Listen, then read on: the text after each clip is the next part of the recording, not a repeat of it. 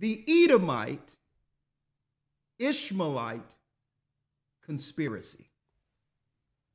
Like, what? Did you just tell on yourselves that, you know, how y'all took slaves out of there back in the day and brought them, you know, and made them make America and all this because you took them from their original spot. And now they are trying to sit there and continue to take all the little bit of land that Palestine has. Man, the U.S. is evil. The U.S. is evil, not the people in it, because I am from the U.S. But what I'm saying, all the ish is crazy. We have U.S. soldiers over there going to sit there and kill innocent kids, women, children, elderly men, everything in Palestine. But how did black people, all of a sudden, young black people and the community of black people, all of a sudden become the problem to Israel? Please explain this to me. Is it because your guilt's starting to get to you? Is it because your guilt's starting to get to you? Is it because your guilt's starting to get to you?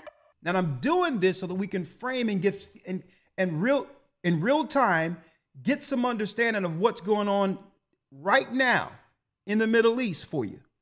Okay? But you have to understand history first, biblical history, in order to understand what's going on over there and how that includes us in the mix of it, okay?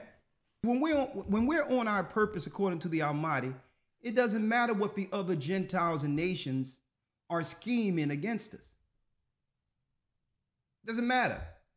When we're on code with God, our God, there's a moral standing that won't allow them to harm us. See, they need demonization before destruction. But if we get on code as far as our morality goes, now they can't use those negative optics to actually come against us. And we can navigate through their eugenics, which is their science. Anything they try to push on us through schools, we can ignore it and say, no, we have our own history. The only thing we need you to teach our children is what? Read, writing, and arithmetic. That's it. That's it. Okay? We don't need your social engineering in school. We don't need your indoctrination. We don't need your sex education. We don't need any of that. We don't even need your history. See, that's the key point of getting on code with our God. Because when we get on code with our God, we begin to operate, you know, insulated amongst ourselves, supporting ourselves like we did in Israel. And of course, on top of that, if we were to get on code like that, folks, I'm going to tell you right now, folks, we would strangle the finances of the black and brown people who are coming over here undermining us. See, Christ stated, where your treasures are, your heart shall be also. Where your heart is, your treasures are. So what you spend your money into, that's what you truly like. Or that's what you truly have an infinity for. So if these people are destroying you, but yet you're still giving them your hard-earned cash, you're saying, yeah, I like this pummeling you're doing on our people, the destruction and the regenerification. So this is why they don't want us on code, folks. They don't want us on code because when we come with our purpose, you know what? We began to look at the whole worldview entirely different. And we're able to avoid their exploitations, them exploiting our people. But I digress. The purpose of a man tomorrow. See, when you're talking about the purpose of a man, you don't have to down women to speak and highlight what our purposes are. Christ didn't have a woman. Okay. All right. Paul didn't have a woman.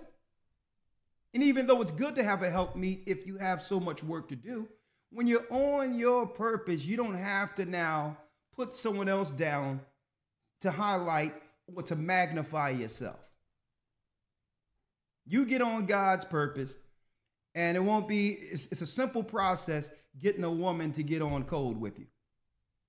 It's that simple. Even though I don't agree with the feminism and what's going on and how they use that to actually destroy the simple and to actually make a toxic environment for our community. Of course, I don't like that. But all in all, if we get on purpose with God, like anyone else, man or woman, guess what? You get down or you lay down. If you're not on purpose with God, you're not going to make it anyway. So if a man is on purpose with the Almighty and women or the community don't want to get down, they're going to lay down because judgment has already arrived in our communities. And it has arrived in the form of black and brown people. And I'm here today to set the record straight in case you have any idea, if you are confused, concerned with what's going on geopolitically in the earth, to understand what's going on over there in the Middle East. I'm going to make it simple for you today. So to protect your family, your children. Because I believe the media has confused us. Have confused you. It's confusing. You're looking over the Middle East and saying, well, okay, they're bombing. This is our simple observation on the war. They're bombing Muslims, but they're allowing Muslims in the boatloads, by the boatloads, into the country. See, that's confusing to us, right? Not after this lesson, it won't be. They're saying Al Qaeda and Jack Bauer, 24, is out there unfoiling terrorist acts by Arabs, but at the same time, Arabs are running everything all up in our neighborhoods.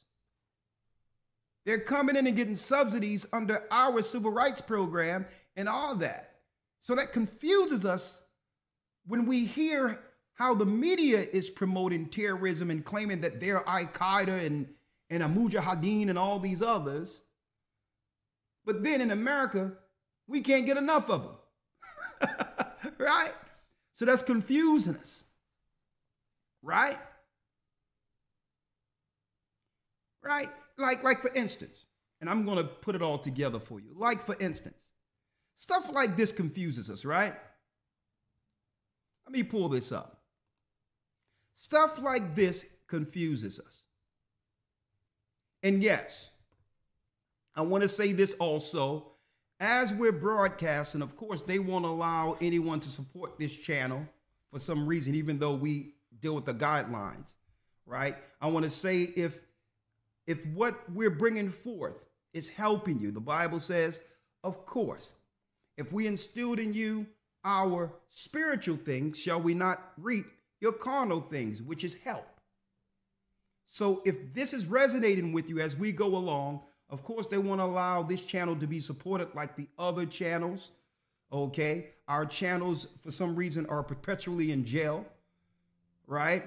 There is a way in which you can support us on this particular banner you see before you, okay?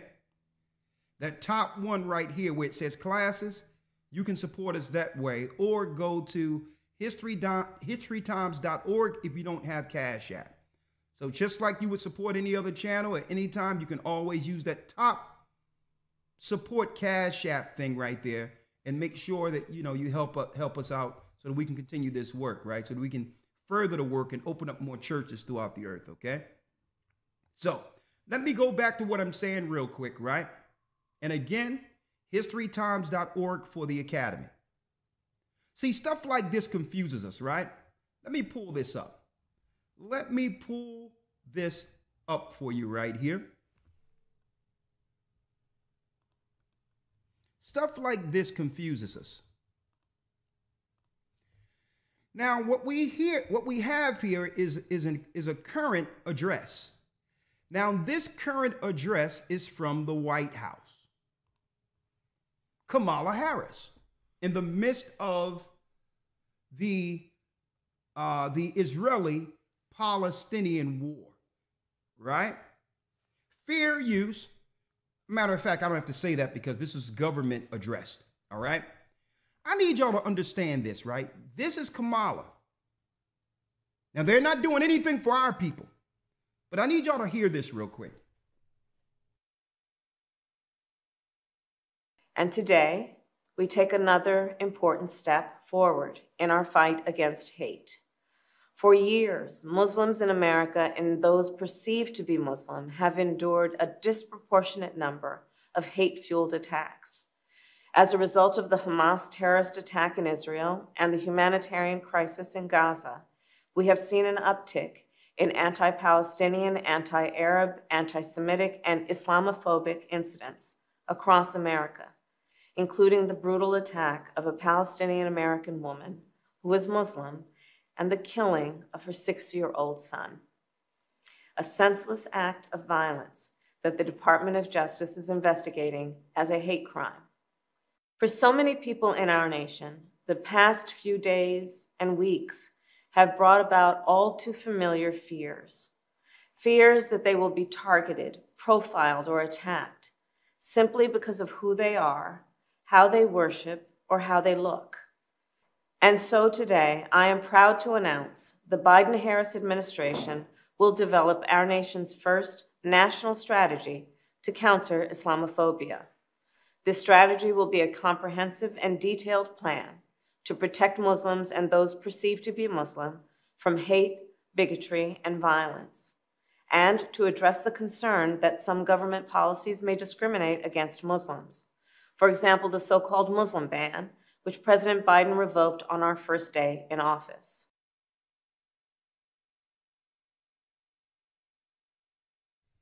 Now, Islamophobia? Not once could they do an anti-hate bill when it comes to the black people or the tribe of Judah in America who have suffered more than any other people. It wasn't those who worship or the Arabs and others. It wasn't their numbers. That constituency didn't get Biden the White House. It was black people, predominantly black women, our sisters. But out of nowhere, millions of dollars going into a war. They use one act, one crime that they claim happened against a Palestinian to place in law what you would call Islamophobia. They're making this stuff up. I don't know what that is. One act, when there's a whole war with buildings falling and all that with Palestinians in it right now. So this is confusing Americans.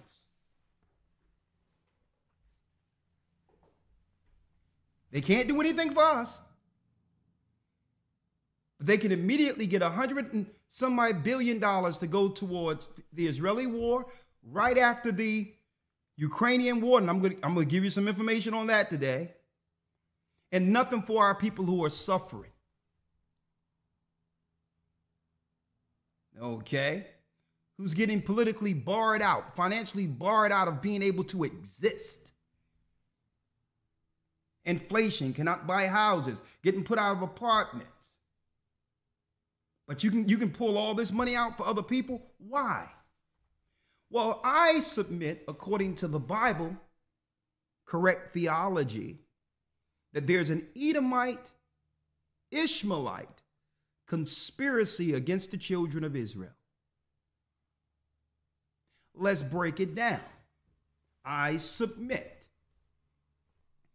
there must be a conspiracy. Because we've suffered under the hands of Muslims and Europeans throughout history. But there's no hate crime bill for us. There's nothing to politically protect us. There's resources and finances pumped into our communities, into our people in Africa and other places that are suffering. A matter of fact, if you look at what's going on with Venezuelans, if they didn't topple that economy and destroy that after the death of Chavez, there would be no need for asylum seekers to come into America today. Our people are being destroyed throughout the four corners of the earth, and no one can understand it. This is a prophetic conspiracy, and I'm breaking it down. Okay. That's right. I'm breaking it down. Okay. I would say get your popcorn ready. No, get your unleavened bread ready for this particular breakdown today. All right. Get your matzo crackers ready. All right. Let's do it. And I want to take my time with this. Get your matzo crackers ready. Elder Lawyer, let's start off with the Hebrew Credo. Yes, sir. Shema Yasha'Allah Ahaya Allahaya Nawa Ahaya Achad. Shema Yasha'Allah Ahaya Allahaya Nawa Ahaya Achad. Hear, O Israel, the Lord our God is one. Hear, O Israel, the Lord our God is one God, the God of Israel. Now, since we going into a conspiracy here, right? Let's first frame let's set the foundation with the characters. Right? Let's first set the foundation with the characters. Elder Lawyer. Now, what I need you to do, Elder Lawyer, I need you to get me the sons of Ishmael, right? I need you to get that. We just covered that in the academy. But before we go there, let's go to Genesis 17 first. Genesis 17, and thank you all for your support, brothers and sisters. I really appreciate that. Let's go to Genesis 17, right? And I'm going to Genesis 17 first, folks, because we're going to frame the characters who have conspired against us. First, starting with Ishmael. Ishmael was the first son of our father Abraham, right? And we already broke it down in the academy, okay? Abraham and Ishmael did not build a house in Mecca. Historically, that didn't happen, okay? That didn't happen. There is no holiday to celebrate the sacrifice of Isaac or the attempted sacrifice of Isaac. Historically, that never happened, but it's being celebrated as a holy day amongst the Arab world. I digress. The attempted sacrifice of Ishmael. Yeah, the attempted sacrifice, of Ishmael. Right. They're trying to claim that there was an attempted sacrifice of Ishmael when that was Isaac. That was Isaac, where the Most High stopped Abraham from what? Sacrificing Isaac. It was Isaac who helped Abraham build an altar for a sacrifice. He was a grown man when it happened. And that happened near the area where Christ was crucified. There was never a house built that we call this shrine of Mecca where Rock is today, which is a pagan temple today. So let's set the record straight first and foremost. All right. So here it is. Ishmael is already 13 years old at this point, Elder. Right? He's let me get this out of the way here. He's already 13 years old. Let's read Genesis 17:1 first, Elder Lawyer. We're gonna skip through this. We're gonna get the points and go straight to it, right? Yes, sir. Let's get when Abraham was 90 years old. Let's read it. Yes, sir. The book of Genesis, chapter 17, verse number 1. And when Abram was 90 years old and 9, the Lord appeared to Abram and said unto him, I am the Almighty God. Walk before me and be thou perfect. Because at this time, the Most High's name wasn't revealed to Abram. He was called God Almighty, the God of all gods, the maker of all celestial beings. Okay? Now, when you go down here, Genesis 17, Elder Lawyer, we're going to jump right down to it. And let's go straight to him giving the promise. Ishmael, right? Abram's son by a handmaid, an Egyptian handmaid by the name of Hagar. Is already 13 years old. At this time, Abram believes that Ishmael is the promised seed since it came through his loins. But now, our God is about to, the God of the Bible is about to throw a curveball. Hagar, the Egyptian, believed that she's going to eventually take Sarah's place once she dies, and believed that her son will become the Melchizedek of the earth, the king and priest, heir to promise. This is what? Ishmael, the father of the modern day Arab world. Okay? Remember that. So now our God is about to throw a curveball because Ishmael believes he's the child. Let's read. Let's start at 15. Verse 15. And God said unto Abraham, As for Sarai thy wife, thou shalt not call her name Sarai, but Sarah shall her name be. Sarah shall her name be. And I will bless her, and give thee a son also of her. Yea, I will bless her. I will bless Mama, Sarah. Read. And she shall be a mother of nations. Kings of people shall be of her. Read. Then Abraham fell upon his face and laughed, and said in his heart, Shall a child be born unto him that is 100 years old? How can a child be born to Sarah? She has no eggs. What's going on here? Read. And shall Sarah that is 90 years old bear? He said, listen, there's nothing coming from me. I'm 100 years old, and Sarah have no eggs here. Read. 18. And Abraham said unto God, Oh, that Ishmael might live before thee. So even Abraham begged that the father of the Arabs, he begged that the Most High would give the promise to the Arabs. Read. 19. And God said, Sarah thy wife shall bear thee a son indeed, and thou shalt call his name Isaac. His name what? Isaac. Read. And I will establish my covenant with him for an everlasting covenant, and with his seed after him. And with his seed after him. A bloodline promise. That doesn't change through time.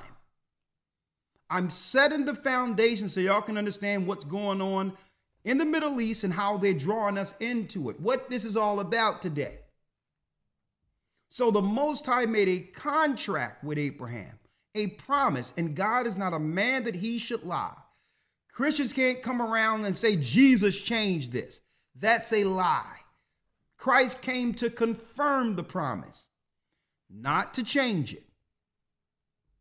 He's from the promise. Christ came through this bloodline promise, this family. So Christians, get off this emotional thing, thinking that God changed the whole promise he gave to the Israelites and our patriarchs when Christ showed up. That's a lie from the pits of hell. And this is why you don't understand what's going on in the earth today. This is a bloodline promise, an agreement. Now, of course, Ishmael and Hagar, the mother, would feel slighted. Right? Right? So, let's see what Ishmael received. Yes, sir. Verse number 20. Read. And as for Ishmael, I have heard thee. Behold, I have blessed him, and will make him fruitful, and will multiply him exceedingly. 12 princes shall he beget, and I will make him a great nation. So the Most High, in a nutshell, said, don't worry. I'm going to make sure Ishmael is straight. He'll have riches. He'll have oil. He'll have empires. But he will not receive my covenant. See, that's crystal clear. See, but Ishmael felt slighted because under these rules, he cannot become Imam.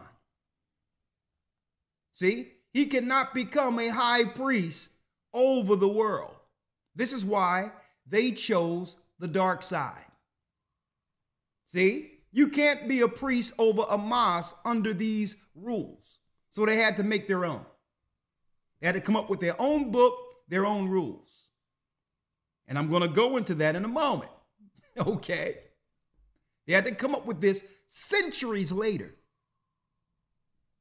After the Abrahamic covenant was already established. They came up with this in almost our modern times. This Muslim thing, this Islam thing. Now, Elder, we know how it goes.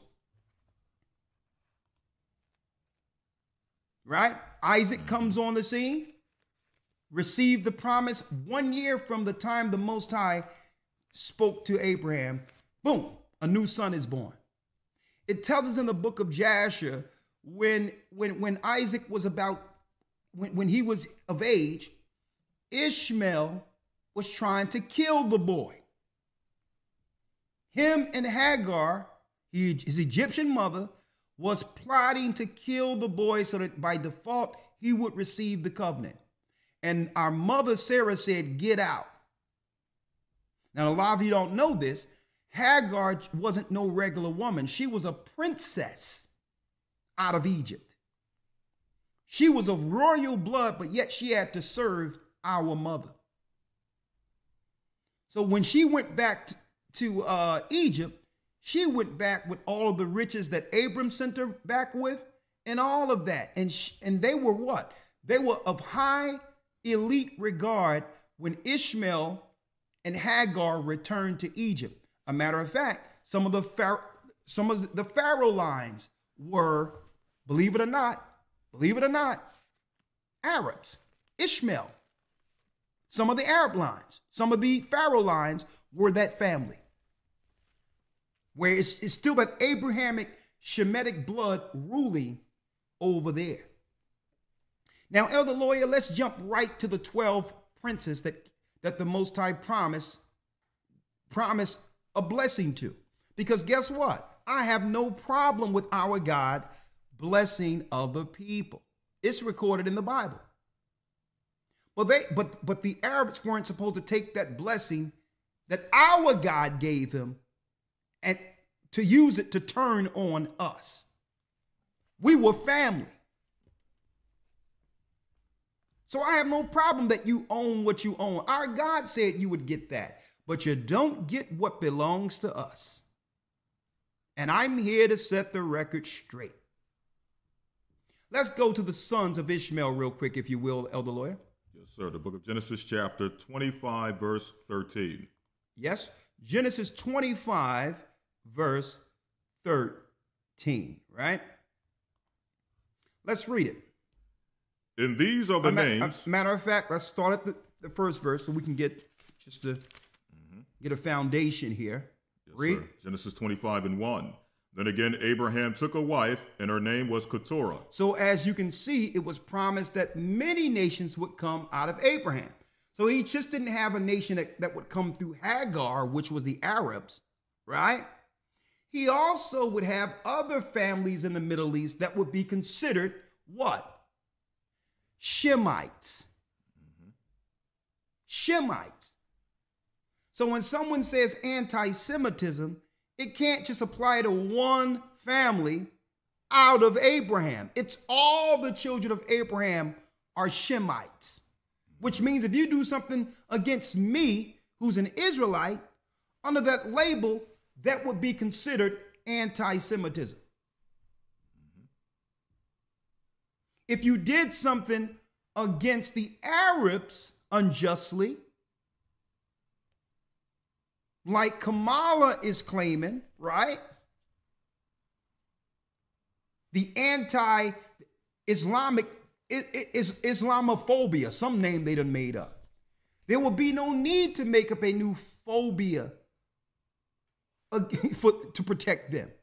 They should be protected under anti-Semitism since Arabs are from Shem too.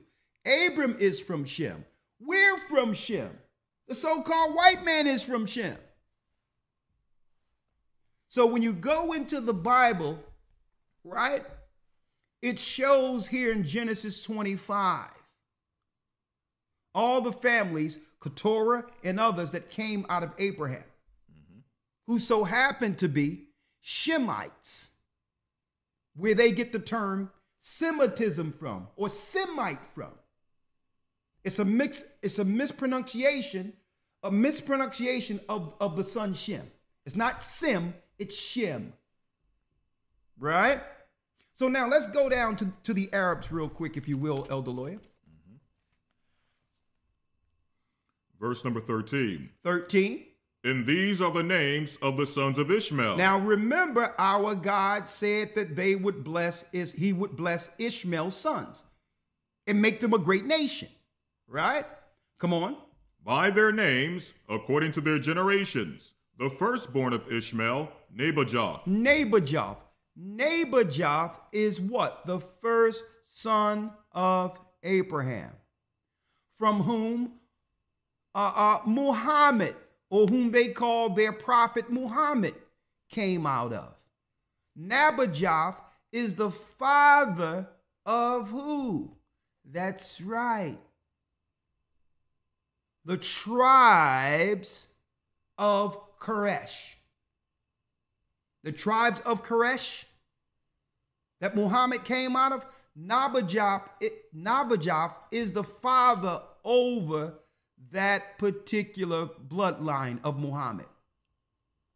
And this is why they wanted the priesthood to go to Muhammad, because it's through the firstborn of Ishmael. This is why they started what you would call a priesthood through Ishmael's heir that became your imams today, that set up their pagan temples called mosques today. Nabojoth is the father of the Arabs who came out of Muhammad, who came out of the Koresh tribe. Koresh tribe is directly from Nabojoth. Read. And Kedar. Now, I need y'all to check this out, folks. Kedar. Because when you look at it in our modern times, it's Qadar with a Q. It's Qadar with a Q. Remember this Kedar as we unfold this conspiracy. Remember Kedar because it's the same as Qadar. It's Q-E-D-A-R in our modern times. It's with a Q instead of a K. Go on. And Adbiel, and Mibsam, and Mishma, and Dumah, and Massa, Hadar, and Tema, Jetor, Naphish, and Kedema. These are the sons of Ishmael, and these are their names, by their towns and by their castles, 12 princes according to their nations. 12 princes according to their nation. Eventually, these particular nations, these particular tribes would run what we would call the modern day Middle East, which is a new term just come up. They would run the old world according to this promise. See? From where? From Saudi Arabia. From Saudi Arabia. Okay? Y'all got that. Y'all see that. Now we've set the stage for the first son, who now feels slighted, now that Isaac have received the promise. Now let's go over to Esau, if you will. Yes, sir. Genesis chapter 25, verse number 20. Now we're going to stay in the same chapter, right? And we're going to Genesis 25, verse 20. Let's read it. And Isaac was 40 years old when he took Rebekah to wife, the daughter of Bethuel the Syrian of Padan Aram, the sister to Laban the Syrian. And Isaac entreated the Lord for his wife because she was barren, and the Lord was entreated of him, and Rebekah his wife conceived. Rebekah conceived. Now Isaac has the promise now. He's about to now bring forth the heir to that covenant that our God gave or was shown to Abraham now. See this? I'm going to help you understand the whole geopolitical wars when it comes to racial tensions, including what's going on in the Middle East right now. Stick with us. And guess what?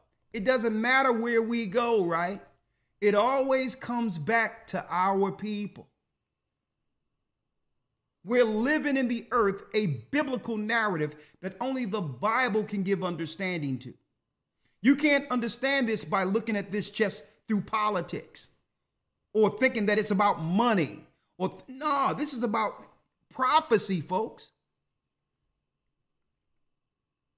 because they understand right now that every empire that was prophesied out of the Bible came into fruition. And it won't be too long before this empire falls to make way for the empire that stands in its ashes. Christ's empire. And when I say Christ's empire, for those who don't understand or don't know to believe in Christ right now, we're not talking about the Christ you were taught about in the Christian churches. They're not teaching the full truth on Christ. When we talk about Christ, we're also talking about a promise that embodies his people who will stand as the next empire. And this is why they're trying to consolidate the earth so that they can now, at the very end, war against the true covenant people. Right? Let's go. 22. And the children struggled together within her. And she said, if it be so, why am I thus? Okay, if I'm blessed to have children or a child when I couldn't, why am I experiencing such pain? Read. And she went to inquire of the Lord. She went to talk to the Most High about it. Read. And the Lord said unto her, 2 nations are in thy womb. So eventually 2 races of people would extend from this woman. Now, this is a future prophecy. There's no such thing as children coming out real time and being 2 separate bloodlines of people. No, it didn't happen that way. Eventually, one of these children would link in with the Canaanites and bring forth an entirely different nation outside of a covenant people. Right? So here it is, another problem. 2 people, 1 promise. So obviously the child who don't get his way on this round is going to feel slighted as Ishmael was slighted or feel slighted. And eventually these 2 prophetic figures from the seed of Abraham would conspire together against their common enemy. And this common enemy would what? Would be between the crosshairs of these 2 families until a savior would come to help these particular people. So let's see the child who feels slighted this time. And the Lord said unto her, 2 nations, 2 races, read, are in thy womb, and 2 manner of people shall be separated from thy bowels. And the one people shall be stronger than the other people. Read. And the elder shall serve the younger. So similar to how Ishmael was the elder, but didn't receive the promise.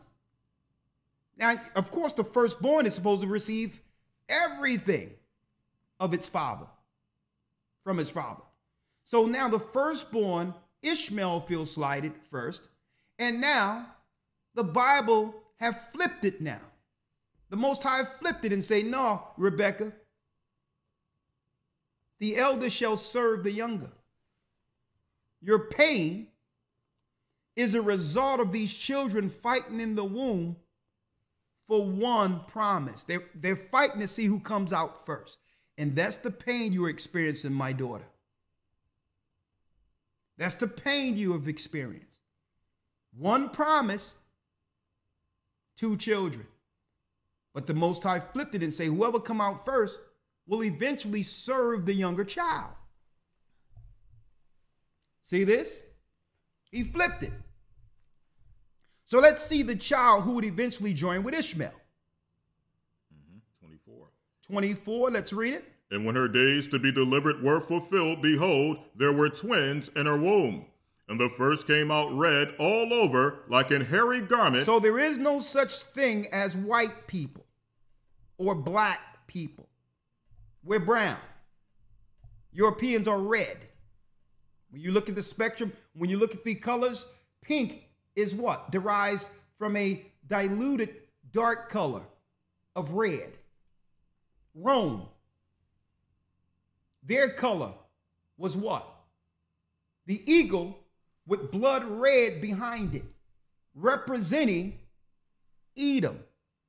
Okay? And the first came out red, read. All over like an hairy garment, and they called his name Esau. Esau. Okay. So now eventually Esau would sell his birthright to Jacob in the same chapter. And in the 27th chapter, while he was out hunting to find venison for his father to be blessed at his father before his father's death, Jacob comes in and what? Receive the blessing also, fulfilling what was given to Rebekah. See?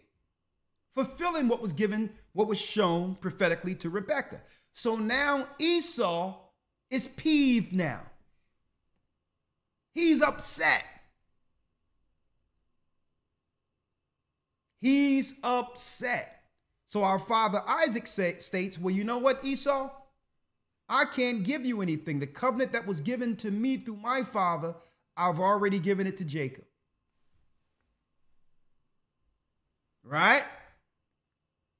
So now Esau, the red man, is infuriated. Let's go to Genesis 27. Follow me here. We're breaking down the Arab and European conspiracy against the children of the covenant. Let's go to Genesis 27 real quick, Elder Lawyer. And let's go straight down to where Esau says, do you have at least one promise for me? Yes, sir. Genesis chapter 27 and 38. 27 and 38, read. And Esau said unto his father, Hast thou but one blessing, my father? Bless me, even me also, O my father. Esau lifted up his voice and wept. Esau lifted up his voice and wept. Please, Father. Now, Esau has already been blessed with what? The gift of the hunter. The top hunter on earth, after he was able to, in a war, take out Nimrod. So he's already a hunter. So he already has gifts that his children would utilize to consolidate power in time. So he says, but I need that blessing. I need that covenant. And Isaac said, there's only one covenant. I can't give it to you, son. Esau returned to say, crying, Daddy, please give me something. So let's see what our father Isaac gave our brother Esau. Read. 39. And Isaac his father answered and said unto him, Behold, thy dwelling shall be the fatness of the earth, and of the dew of heaven from above. Read. And by thy sword. And by thy what? And by thy sword shalt thou live. You will live through warfare. There is no land for you. The only land you'll ever receive is through bloodshed. You'll have to kill, pillage, and colonize. See? For property. For your lot in the earth. Because the earth was already divided amongst Noah's three sons, Ham, Shem, and Japheth. There's no land for another child popping out. Now, either you can coexist with your brother and serve him, or one day you'll have to live through the sword, because people are already living on the land. People are already on the lands you are seeking to conquer. People are already living there, Esau. And the promised land that was shown, where the Israelites would go to one day, that belongs to Jacob now.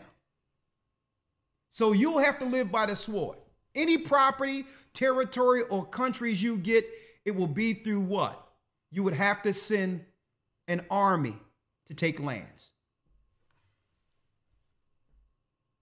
Right? This is a blessing our God gave to Esau. And by thy sword shalt thou live, read. And shalt serve thy brother, and it shall come to pass when thou shalt have the dominion. It says, when thou shalt have the dominion. So it was prophesied that Esau would one day rule the earth. a dominion or empire. We know, according to the prophecies given to Daniel, the last two empires belonged to Esau, the Greek Empire and the Roman Empire. See? And they were able to get the Greek Empire through Zepho, who eventually went, Zepho, Esau's grandson, who went into Kittim and became king over what? Greece and Italy. Cyprus and Italy. Zepho became king and built a palace that also had what? It had a dark door where Satan would come in to interact with him for the new religion. And that's the origin of the Vatican. That's the origin of the Vatican. Another name for Zepho. Another name for Zepho, Esau's grandson, is Janus. The god Janus, the Greek god. That's another name for him. Okay? And that's where you get the Vatican from. It didn't come from Peter. That's a lie. After they destroyed Jerusalem, with their integration of paganism, Mithraism, into what you would call Christianity, they took Venus out of the temple and turned her into Mary. And they took Jupiter out of the temple and turned him into Peter. What we see today at the Vatican started thousands of years before there was any such thing as Christianity. Zepho set up a satanic temple that's the Vatican today. Esau went into Europe and gained dominion, as was promised through our father Isaac. Read. Verse number, the rest of verse 41. And by thy sword, 40. Yes, sir, verse 40. And by thy sword shalt thou live, and shalt serve thy brother, and it shall come to pass when thou shalt have the dominion, that thou shalt break his yoke from off thy neck. Read the 41st verse. 41. Read. And Esau hated Jacob. And Esau what? And Esau hated Jacob. And Esau hated Jacob. Because of the blessing wherewith his father blessed him. Read. And Esau said in his heart, the days of mourning for my father are at hand. Then will I slay my brother Jacob. So after the death of my father, there will be a decree to slay my brother Jacob, folks. And I'm going to tell y'all, folks, there's a reason why black people cannot join ancient Freemasonry.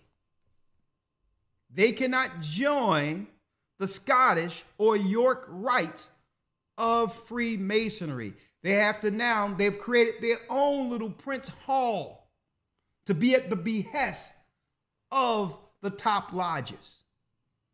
Because why? The oath of secrecy through Esau lives through those particular societies. What is that oath?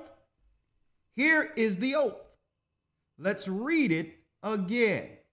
The days of mourning of my father are at hand. Then will I slay my brother Jacob. But they must keep it quiet, fearing the power of Jacob. If Jacob understands the conspiracy, he will unite under his God. And guess what? Esau's time would end as far as power goes. Esau's power can only thrive because we're participating in it. And it's through our blessings that keep these empires going. So they have to do it behind closed doors. They must use secret societies and rites. Today, it is prohibited, and you can Google this, to do a DNA test in Israel. Totally forbidden. Wrong. It's illegal. It's a crime. You'll be jailed if you do a DNA test in Israel. Why? Because they know the truth will come out. You come from Poland, you come from Ukraine, you came from Europe, you came from everywhere else. And they were the original Middle Eastern Jews who lived together with the Muslims and the Christians for centuries. For centuries. So what happened to a lot of the Jews? So what happened to a lot of the Jews So what happened to a lot of the Jews? You know what you are? You're we? an ancient Israelite. Ancient Israel, that's who we are. That's who we are. So, if you give me time, if you give me time, how old are you saying? I know. We don't have so many years. I know. Look at this. This is pages and pages of Yes. notes. And I promise we'll give more teaching. But here is my challenge to you. All right. I'm hearing some of your traditions. It's like the days of the Bible. Yes. Do you want to remain ancient Israelites or you want to be Jews? Do you want to remain ancient Israelites or you want to be Jews? Amongst themselves, without ever letting Jacob know their true intent, is the oath that was given to them through their father Esau. Follow me here. Genesis 36. Genesis 36, verse 1. Read. Now these are the generations of Esau, who was Edom. Read. Esau took his wives of the daughters of Canaan. So Esau became who? Edom. He went and dealt with the Canaanite women who had the bloodline of Nephilim to create another genetic being. Now, not all of Esau's family has this tainted bloodline, but the majority of them, a lot of them do. And we're going to point out those families today. Let's go down to the 9th verse, Elder Lawyer. Yes, sir. Verse 9. These are the generations of Esau, the father of the Edomites. The father of the Edomites. In Mount Seir. In Mount Seir. So, as you can see, according to Genesis 36, the prophecy given to Rebekah has unfolded. Now Esau have created a whole different nation or race by linking themselves with the Canaanites, but he also had had sons with the daughters of Ishmael too. Let's get it. Verse 3. Come on, let's read the 3rd verse. Read it. Yes, sir. And Bashemoth, Ishmael's daughter. And Bashemoth, what? Ishmael's daughter. And Bashemoth, Ishmael's daughter. Sister of Nebajoth. Sister of Nebajoth. Now, are you seeing this? Sister of Nebajoth, the firstborn of who? The firstborn of Ishmael, gave over his daughter in alliance through marriage. Ishmael has a problem with our people having the promise or covenant, and Esau has an issue too. So they made a blood oath by bringing family together who would be in that bloodline to come against their brother. Ishmael has a problem with our people having the promise or covenant, and Esau has an issue too. So they made a blood oath by bringing family together who would be in that bloodline to come against their brother, the 12 tribes of Israel in the future. Nebajoth is the same family from whom the so-called prophet Muhammad comes through. Y'all see this? I hope y'all are seeing this. Right? So now, Ishmael have aligned themselves with a family agreement at Mount Seir with Esau. Esau himself have linked to the god of the Canaanites, who is Satan. Okay? According to the Egyptians' understanding of this story, these people, the Edomites, are from the Shashu. And this is where they have erected their god Baal, or Yahweh, who have become the new god today of the Tetragrammaton, which is really the god of the Canaanites. The Most High name has never been Yahweh. That name predates Moses. Yahweh is from the god of the Shashu. When Esau went into Mount Seir, he met Yahweh. Yah, God. Hova, the god of mischiefness, darkness, the fallen.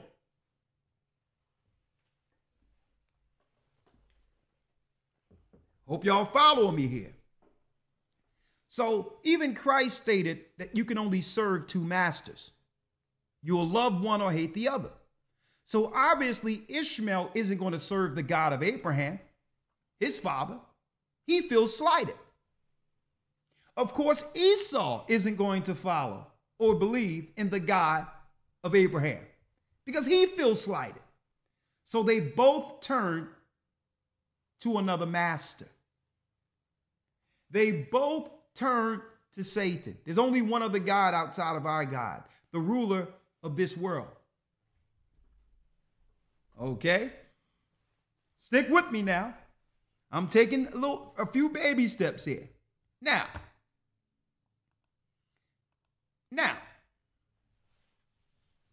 later on in time, once our people fell in Jerusalem, right? Stick with me here. Once our people fell in Jerusalem, there was a situation, right?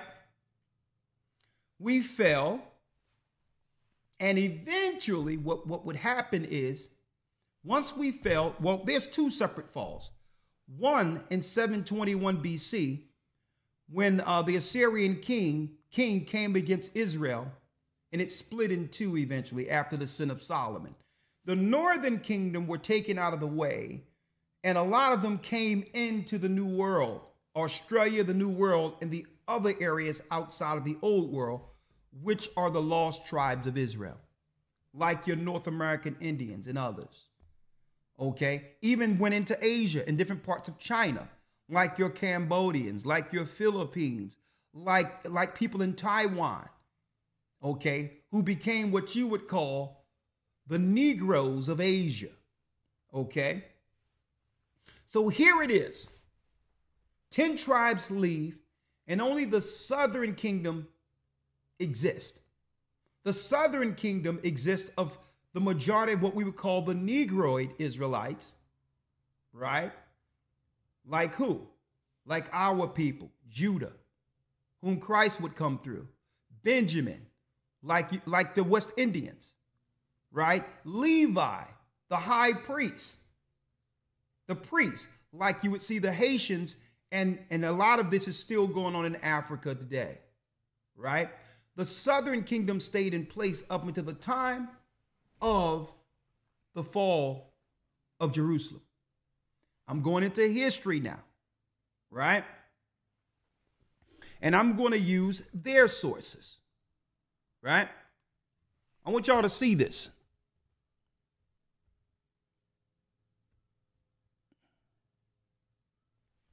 I want you all to see this now, right? And I'm going to go into their sources. This is from the Oxford Dictionary of the Jewish Religion, right? This is from the Oxford Dictionary of the Jewish Religion. And the lawyer, if you will, you know how to navigate that. Mm-hmm. If you can read that for me. Yeah, that's fine. Says here, forced conversion. Forced conversion. Now, this is from Jewish sources. Read. The forced conversion of the Idumeans, or Edomites, to Judaism by John Hyrcanus, 135 to 105 BC, is the only such recorded case of a forced conversions to Judaism. On the other hand, Jews have been victim of forced conversions throughout their history. Now, this is their rabbis mentioning this, that they realize, I'm speaking of the Edomites, were forced into Judaism between 135 and 105 BCE. See, before the birth of Christ. This is what we would call Jewry or Jewish in our modern times. This is the conversion, according to the Bible and according to their sources. Okay? That means they can practice Judaism, but they're still from the bloodline of who?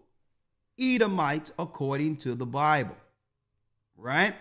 Now, that's from the Oxford Dictionary of the Jewish religion, where they admitted themselves that this was a forced conversion on them, that they could not participate or practice or even live in Israel under this agreement unless they chose to renounce the Canaanite religion and pick up the law of Moses as a compromise for them to live in the land. And this is history in front of you.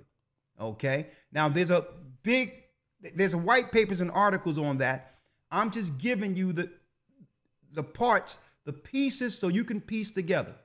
We done went from the time of Abraham, Isaac, and Jacob, and now we're here at 2nd century, almost to the time that Christ would come in the earth to what?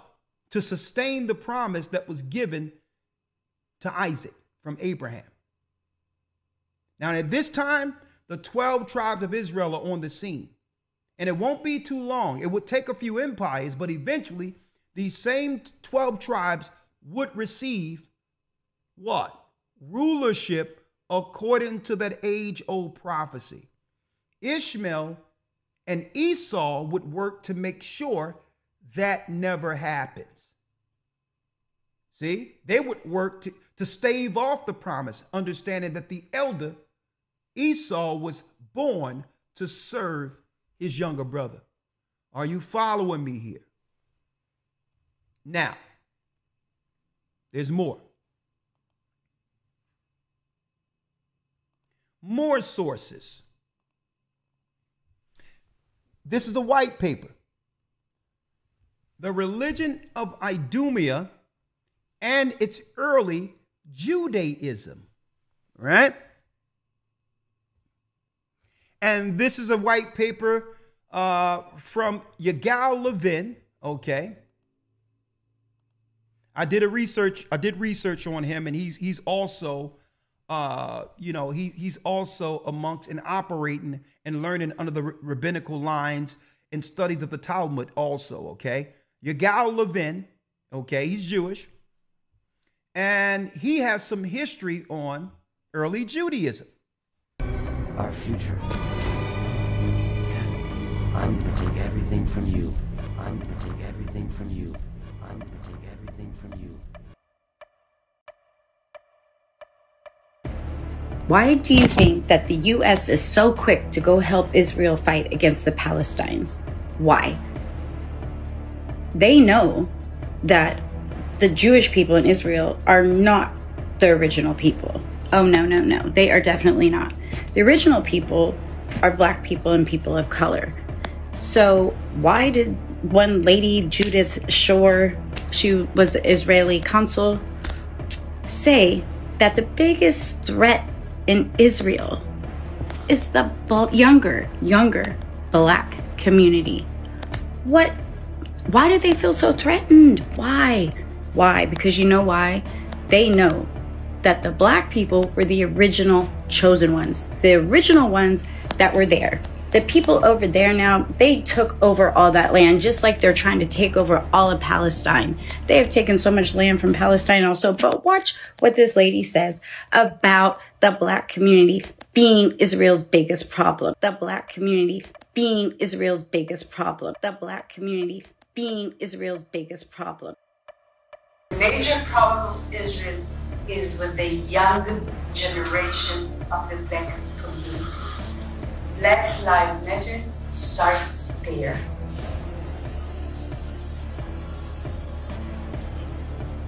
I had last week a dinner, sit-down dinner at my house with 40 people, which are considered the leadership of the Black community. Now I'm doing this so that we can frame and get in real time get some understanding of what's going on right now in the Middle East for you. Okay? But you have to understand history first, biblical history, in order to understand what's going on over there and how that includes us in the mix of it. Okay? Now, when you go to abstract, Elder Lawyer, I need you to read it if you can see it for several hundred years. Yes, sir. For several hundred years from the late Iron Age to the end of the 2nd century BCE, the southern neighbor of Judea was Idumea. Now, Idumea are Edomites. See?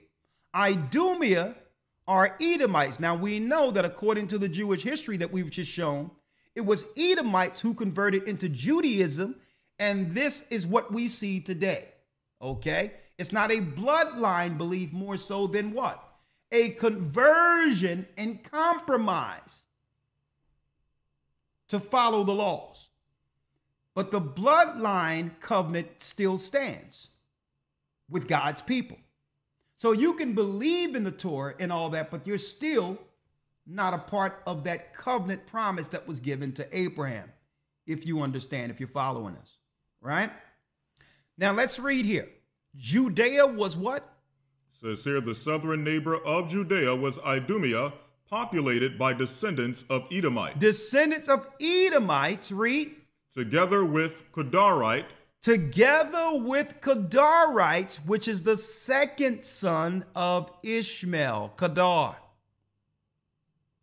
Read. And other Arabs. And other Arabs. And a mix of additional ethnicities. And a mix of extra ethnicities. Listen clearly. This paper examines the known data on the identity, especially religious identity, of these Idumeans, using a wide range of written sources and archaeological data. So this is archaeological data, which means what? This can be what? Proven.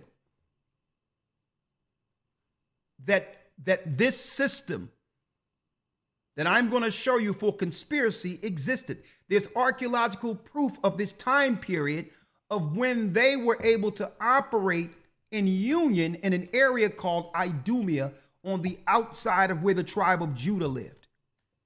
You had Arabs and you had white people who conformed into Judaism, folks, in the Middle East. Almost 105 years before Christ was born, they were already operating under a new religion created outside of the bloodline promise. And this was before the Kedarites, the Quarterites, who were aligned with Esau. This was before there was any such religion as Islam. They were working religiously under what? Under our religion. This particular family out of the 12 princes of Ishmael. Read it through.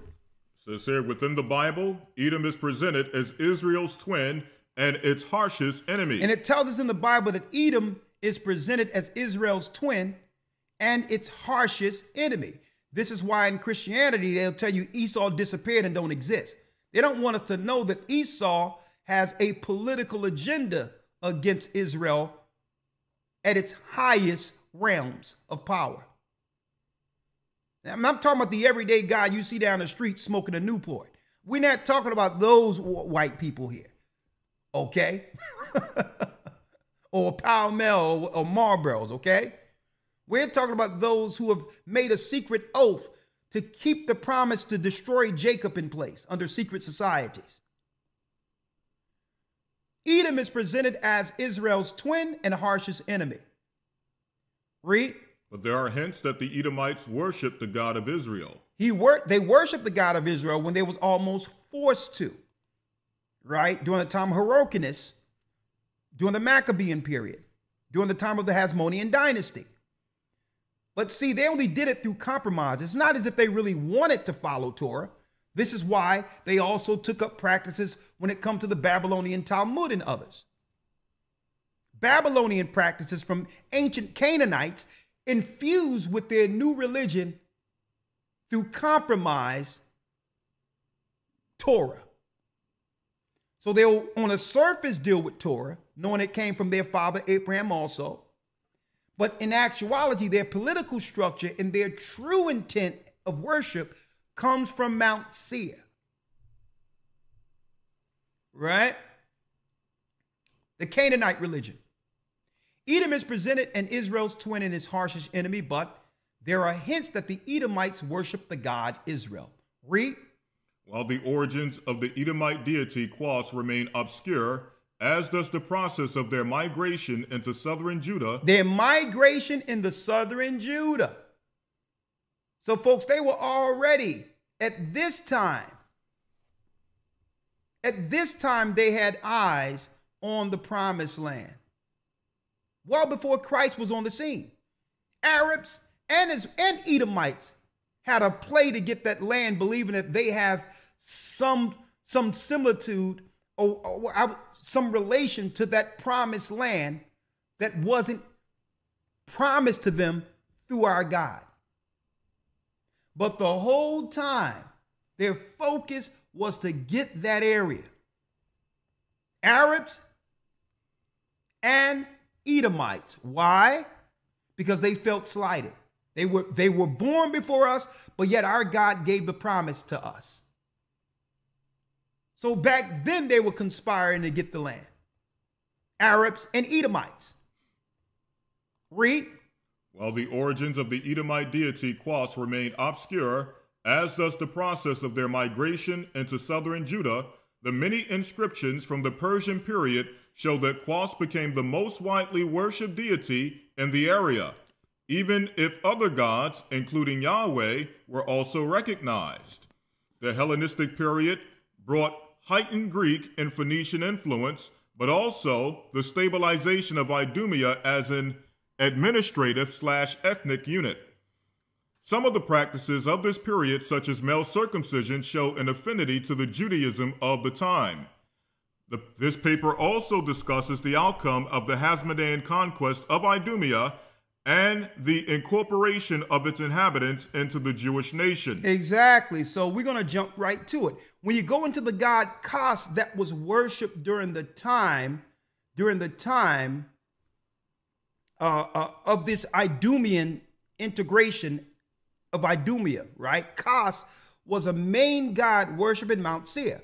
Well, Kas is one of the gods that were worshipped that's connected to what? Hitler, Germany. When you do the research, I have the paperwork, right? I have the books. Germany and Edom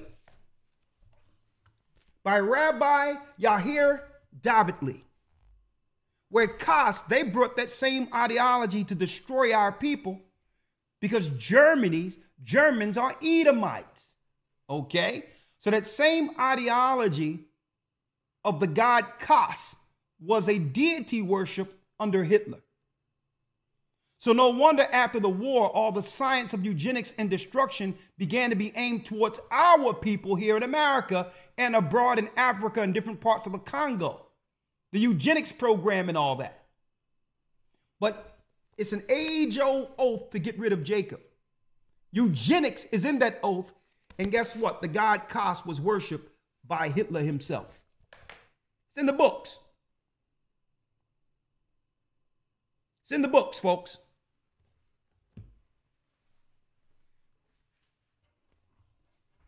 So we're going to talk about it now. We're going to go down to here to the Hasmonean dynasty. I can't read the whole paper. We already know who the Edomites are. Let's go down to but it tell you the Edomites are what?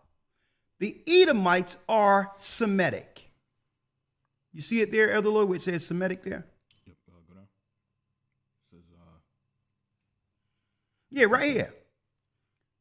It tell you right here, who are the Edomites? The Edomites' language is Northwest Semitic. So this is where you get the anti-Semitism from, when all Edomites are Semitic. It doesn't matter what your race is or what religion you follow. All Europeans are Semitic. They're not Japhetic. They took Japhetic lands under Zepho and later through who? Alexander the Greek and his generals. They conquered by the sword as our Bible stated they would. The prophecy of their father Isaac. So white people are Semitic too. So if you get in an argument with a regular white guy down the street and do something wrong to him, regardless of his religion, that would be what? That would be considered anti-Semitic. If you did something against us unjustly, we're Israelites from the seed of Shem through Jacob, through our father Judah, Benjamin, Levi, and others. If you did something against us, like when you conquered us and began to destroy us, that would be an anti-Semitic act because we are from the tribes of Israel, which is Semitic.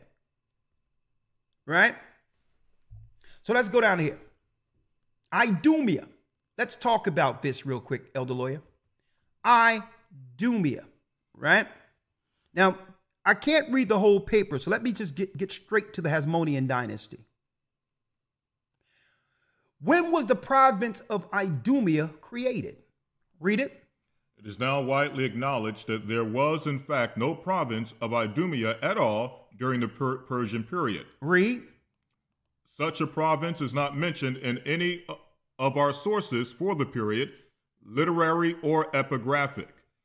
We know of no stamps or coins issued by such a province at a time when they were being issued by Samaria, Judah, Gaza, Ashkelon, Ashdod, and the various Phoenician cities. Read. As Ephal and Navah pointed out in their study of the ostraca, said to have been found at the Kerbet el-Kolm, situated near the Marashah Hebron road and identified as the biblical Mekkedah, our ostraca do not contain any administrative or professional titles and indicate nothing about the state or regional administration. Read. As most scholars now recognize, during the Persian period, the southern Judean hills, the southern Shepherd or Shephedah, and the Negev, rather than being ruled by Edomites or Idumeans, were actually controlled by an Arab-speaking group known as the Kedarites. As the Kedarites. Ishmael's what? It says here, the eponym of this group, spelled Kedar, in most English translations appear in the Bible as Ishmael's second son. Ishmael's second son. I showed you all that. Read. After Nebaioth, the Kedarites are widely attested in the Bible and in Assyrian inscriptions from the late 8th century onward. 8th century onward. Read. It would seem that by the mid-5th century, at the latest, these Kedarites, or Arabs, Kedarite Arabs, had established their control over the Negev and Sinai, as well as the old land of Edom. The old land of Edom, come on. Within the Bible, Nehemiah's southern neighbor and enemy is Geshem the Arab. The name and that of, son of Geshem, designated king of Kedar. King Kedar. Read. Have been found on inscriptions from Tel El Mashkuta in the eastern Nile Delta and at Dedan in Arabia. So we know around the 5th century is when the conspiracy of the province of Idumea came into play. And we're going to show you what was that particular conspiracy in a moment, right? So as you can see, let me go down here. I don't want to go into that guide. This is an extensive white paper. Kos and the other gods of Persia, period, Idumea. 1 second, let me go here. Hellenistic practices of Idumea. Right? Hold on.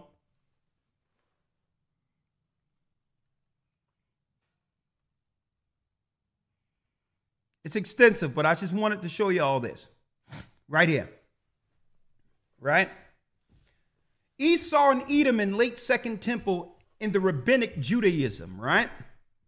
Let's read it, Elder Lawyer.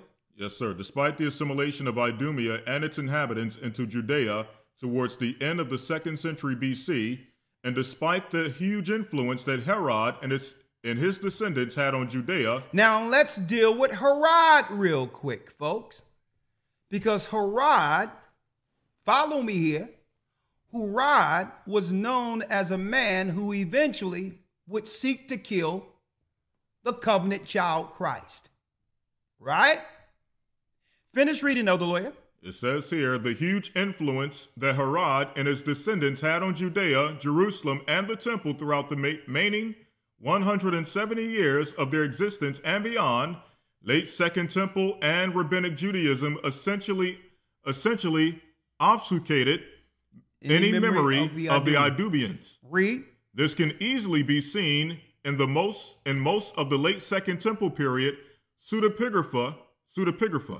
Besides the story of a conflict between Esau and Jacob in Hebron area in Jubilees, which may reflect a pre-John Hyrcanus reality, the later pseudepigrapha, such as the Testaments of the 12 tribes. I read it. Read. 4th Esdras, 1st Enoch. 2nd Esdras, when you look at it. 1st Enoch. Read. And others mostly built upon the biblical depiction of the enmity between Edom and Israel. So there's an enmity between Edom and Israel. Now let me show you one other thing here. One second here. And we're going to get to our modern times, our current times in a few moments. Just bear with us. Right?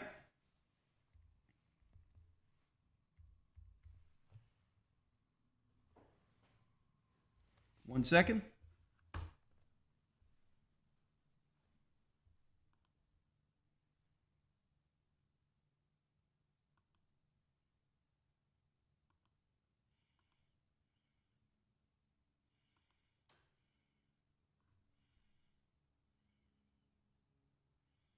Right here.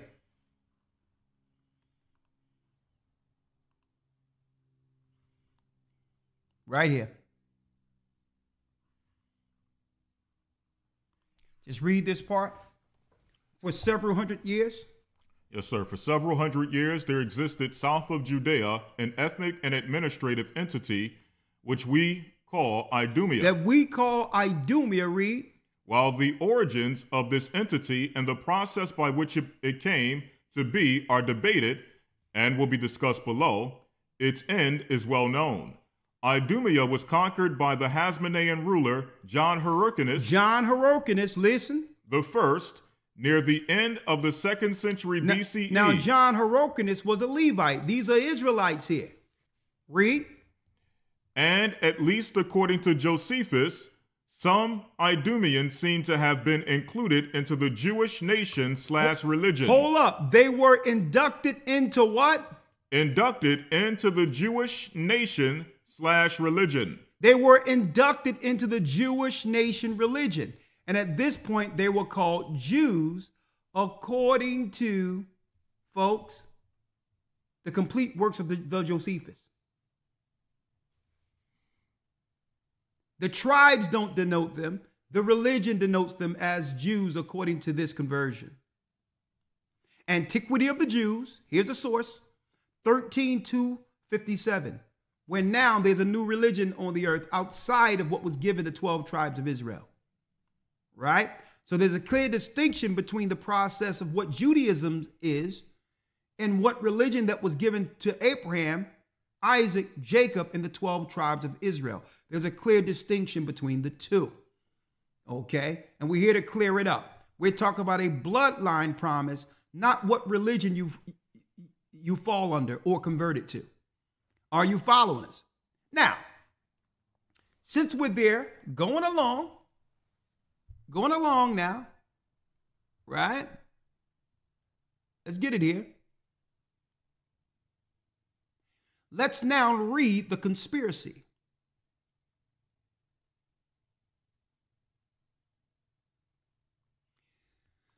Let's read the conspiracy, Psalms 83. So we know that there was Arabs and Edomites who came together to conspire in secret against our people. David understood this, right? Let's go to Psalms 83.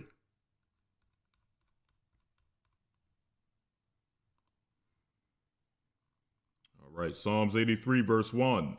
And I'm going to tell y'all, brothers and sisters, if y'all think this is something, get in that academy. I'm telling you. Now let's do it. Psalms 83. Let's read. Keep not thou silence, O God. Hold not thy peace and be not still, O God. For lo, thine enemies make a tumult, and they that hate thee have lifted up the head. Read. They have taken craft. And it says, they that hate you, God, has lifted up the head. Now, why did they hate our God? Speaking of Ishmael and Esau in particular. Because our God could only give one promise to one son. This is why they hate our God and turn to Satan, to a new religion. And I'm going to tell when people see these religions, y'all only look at the good in these religions. You don't even realize Satan, who introduced evil into the earth, had a poison with what? Good and evil within it.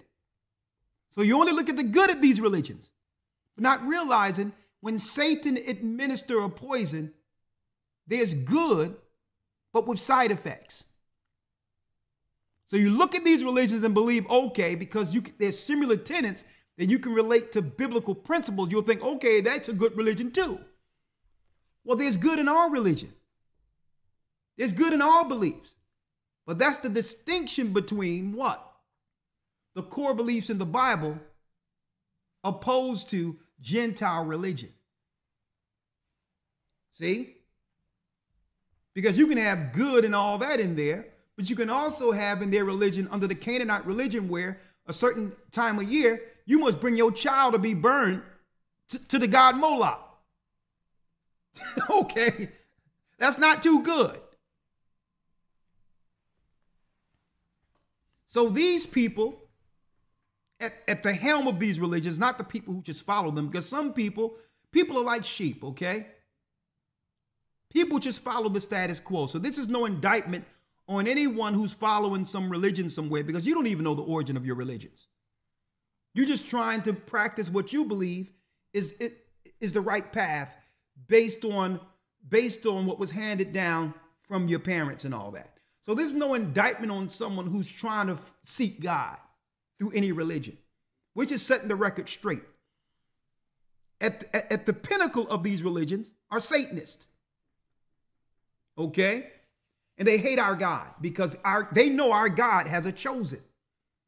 And that chosen in prophecy was also, according to prophecy, the seed of the chosen were born to judge them for their evil deeds. This is why they attack us. They don't attack us because we're doing something presently against them. They attack us because of the promise. What they know our children will become. Our children will one day judge their children.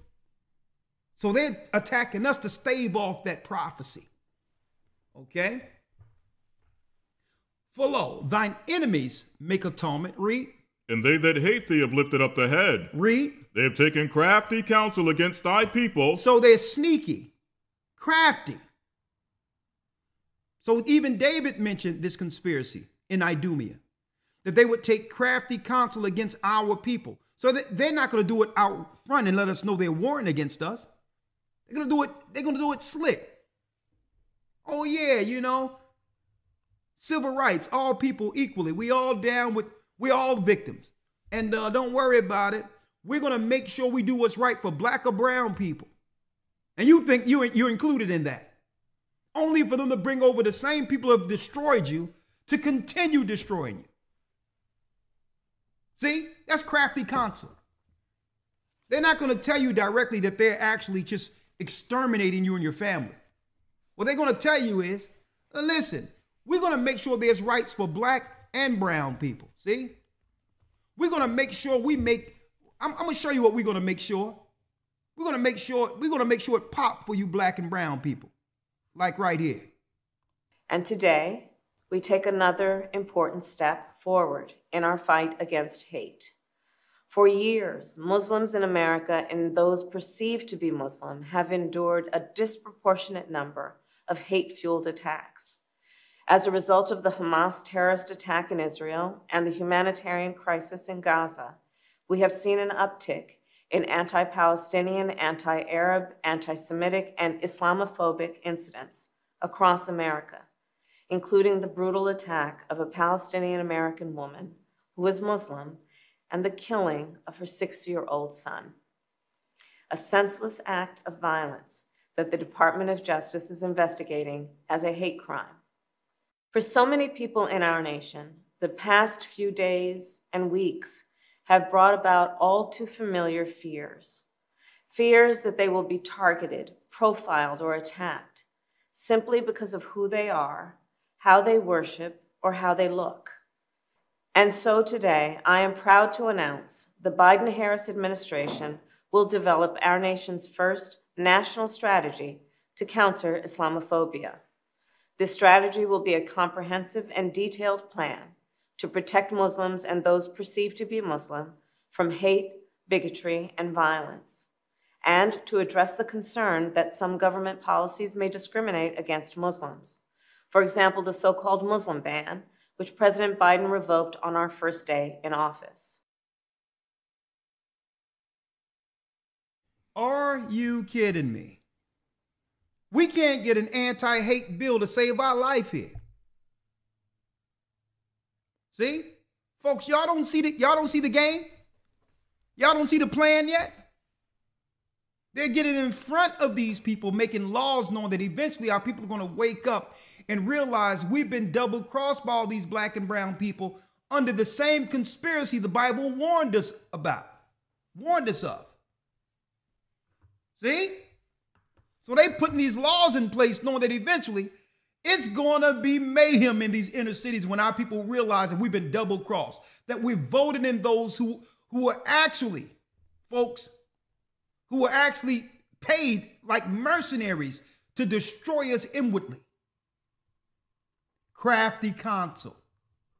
Now, make sure you do right on your black and brown rainbow coalition now. Let's read crafty counsel. Come on. Yes, sir. They have taken crafty counsel against thy people and consulted against thy hidden ones. Read. They have said. Now here's the conspiracy. They have said what? Come, and let us cut them off from being a nation. Let us cut them off from being a nation. Folks, if you haven't already, please hit that like button for me real quick. If you haven't already. 10 people, 15 people, matter of fact, 20 people, just hit it real quick, all right? Let's get 20 more. That's good. They have said what? Come. Thank you for that too. Read. Come, and let us cut them off from being a nation. Let us cut them off from being a race of people. If they divide you, they can conquer you. When East Indians come over, guess what? Even if they just round about and they find some East Indian strangers in the same area, they'll automatically cleave to one another under the same ideologies they've learned in their homeland with their caste systems. See, just because they come to another country doesn't mean their ideas of the caste system changes. Black and brown people, see? Same thing with Arabs, same thing with Asians. Because they are one nation and they're unified. They're unified in their beliefs of their nation before anyone else. And you know what? There's nothing wrong with that. It's only our people that's divided gender lines, sex lines, and everything else, not realizing that we are subjects of this same conspiracy David is speaking of here. Let us cut them off from being a nation. That means a race, knowing that we are the children of Israel. Let's make sure we keep that conspiracy going from generation to generation. Read. That the name of Israel may be no more in remembrance. So we're going to set up mosques and make them believe that we're the priests, that we're the imams. Okay? And we'll bribe their people to teach this con game to their own people as if it's a way of life when really it's a slave religion on either side. In either Christianity or Islam, they'll never tell us that we are in fact from the lost tribes of Israel, proving that they've accomplished the conspiracy. So this is not a religion thing, folks. This is what? This is a bloodline thing. This is the bloodline thing. If we come on code as Israel, then we'll understand who everyone else is in the earth. Everyone else are here. And we'll deal with them accordingly. But if we don't know what nation we come from, we don't know how to get on code with one another according to a civil law. This is why God gave Moses the law before we got the land. We got the law, so we'll understand how to interact with one another and on how to interact with our enemies. But if they cut you off from being a nation, you won't even know you're under attack. See? You won't even know that they're conspiring against you because you don't even know who the Bible stated that they would be conspiring, who they would be conspiring against. And that's why I'm connecting the dots for you all today, folks. Their whole thing with their religions is to target us and to make sure we never realize that we're the lost tribes of Israel. Because if they attach us from our name, it's a simpler process. By doing so, they detach us from our God. And when you're not under the hedge of your God, they can utterly decimate a people. And this is what we're witnessing in our communities right now. No name, no God. When they're coming over, Arabs are coming over with their God. East Indians are coming over with their God. Asians are coming over with their gods. United as a nation. And we're decimated. No direction. So the key thing is, for the sake of self-preservation, is to get on code under one law, the law of Israel. Let us cut them off from being a race, a nation, that the name of Israel may be no more in remembrance. And this is why they don't mind us running around with some African ideology and African pride. They don't mind that. A matter of fact, the same people over there fighting, they'll fund Pan-Africanism and all of that. Because the Pan-Africanism we see today isn't the Pan-Africanism that Marcus Garvey was dealing with, folks. Marcus Garvey's whole idea came from understanding that we're the tribes of Israel. It was Bible-rooted, Bible-based. And he wanted to unite Africa under our promise. It wasn't some black thing. When you look at Marcus Garvey's work, it all came from the Bible. He was a staunch believer in the Bible. This is why I understand these people running around talking about, yeah, I'm the prince of Pan-Africanism, and he don't know what he believed. He believed, in witchcraft, hoodoo, Yoruba, and all this other crap, totally crapping on Marcus Garvey's legacy by denouncing the book that inspired Marcus Garvey. It was the Bible. Even the revolts that led to them setting us free was Bible-based. Nat Turner and all that, when they realized we the children of Israel, guess what? No longer could they keep you under some slave mentality, because why?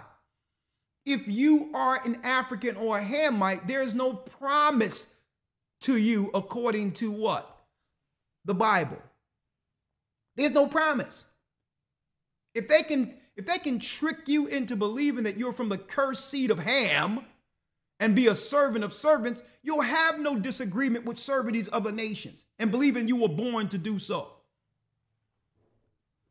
See? This is why they push this African stuff on us. And the Africans from West Africa and all that, they're the children of Israel, folks. But they don't mind us with this Africa stuff because they know there's no promise attached to it. Africa is part of the wilderness we ran into after getting slaughtered by the Romans. It's an extension of our homeland. You notice, and this is why the same people,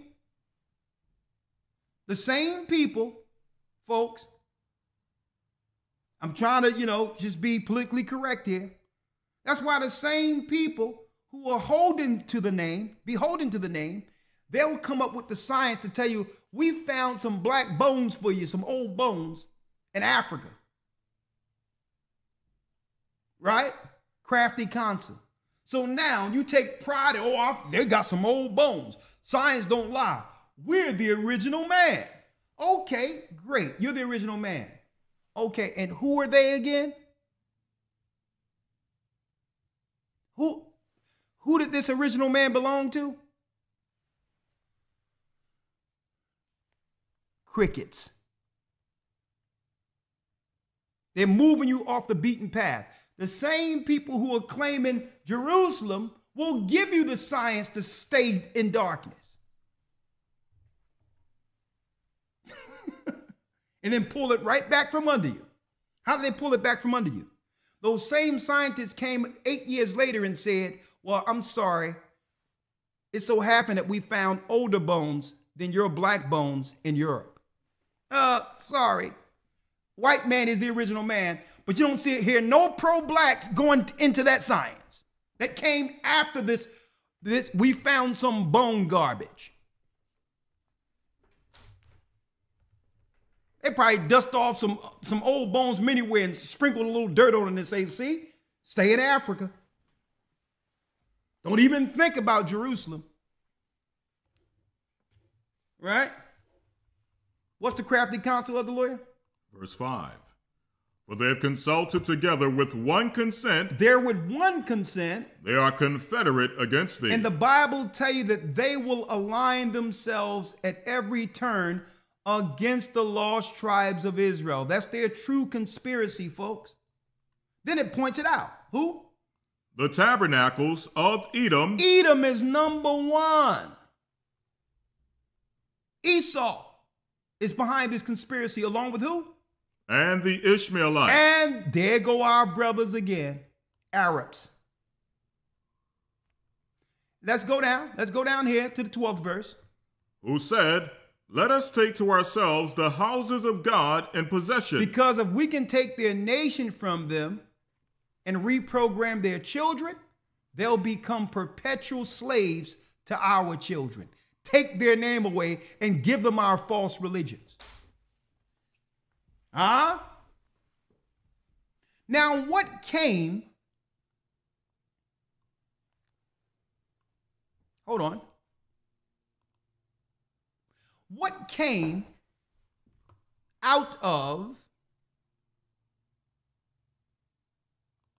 the conversion when Idumeans converted into Judaism during the 2nd century? You know who came out of them? This who came out of them. Herod the Greek. They call him great. I don't think nothing is great about him. He would be considered Jewish today. He would be considered Jewish. Now, this was before Christ. Herod came out of who? He came out of the line of Antipater. Let's read about him real quick, if you will. Herod, right? Let's read here, Elder Lawyer. Let's blow it up here. Hold on, hold on. There you go. Let's get straight to it. Hold on. Hold on.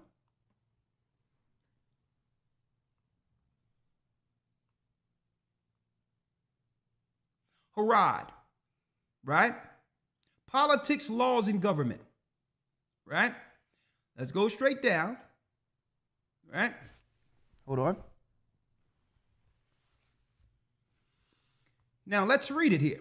Herod. Herod by name. Let's read it.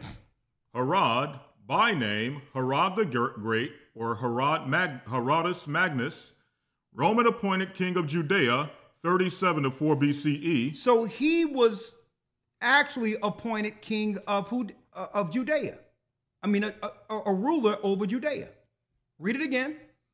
Says Herod, Roman appointed king of Judea. An Edomite appointment, king of Judea. He's an Edomite now. Read. Who built many fortresses, aqueducts, theaters, and other public buildings, and generally raised the prosperity of his land, but who was the center of political and family intrigues in his later years. Now, he was the guy responsible for what? The decree to murder Christ, to kill the baby at birth, an Edomite. Let's go into his family's early life, Elder Lawyer. Herod. Who is Herod? Read. Herod was born in southern Palestine. Southern Palestine. His father, Antipater. His father, Antipater, read. Was an Edomite. Was a what? Was an Edomite. Was a what? Was an Edomite. Was a who? Was an Edomite. Was an Edomite. So it was Edomites, the Romans, who put up another Edomite to become the political power over Jerusalem by the time Christ was born. Huh? A what? An Edomite, a Semitic people. A Semitic people. Identified by some scholars as Arab, who converted to Judaism. Who what? Who converted to Judaism. He did who? Who converted to Judaism. Who converted to Judaism. Now we know he was no Arab. He was in league with the Arabs in the land of Idumea. So we're not going to mix Esau and Ishmael up. We don't do that. Okay? His father was Antipater, was an Edomite, a Semitic people, identified by some scholars as Arab. You can throw that out. Who converted to who? To Judaism. To Judaism. To Judaism. And where? In the 2nd century BCE. In the 2nd century.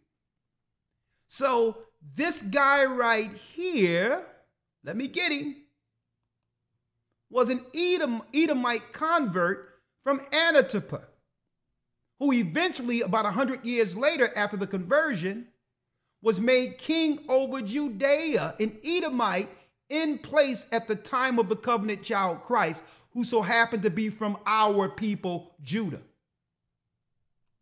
Oh yeah, it gets good. So let's check out and see if this particular king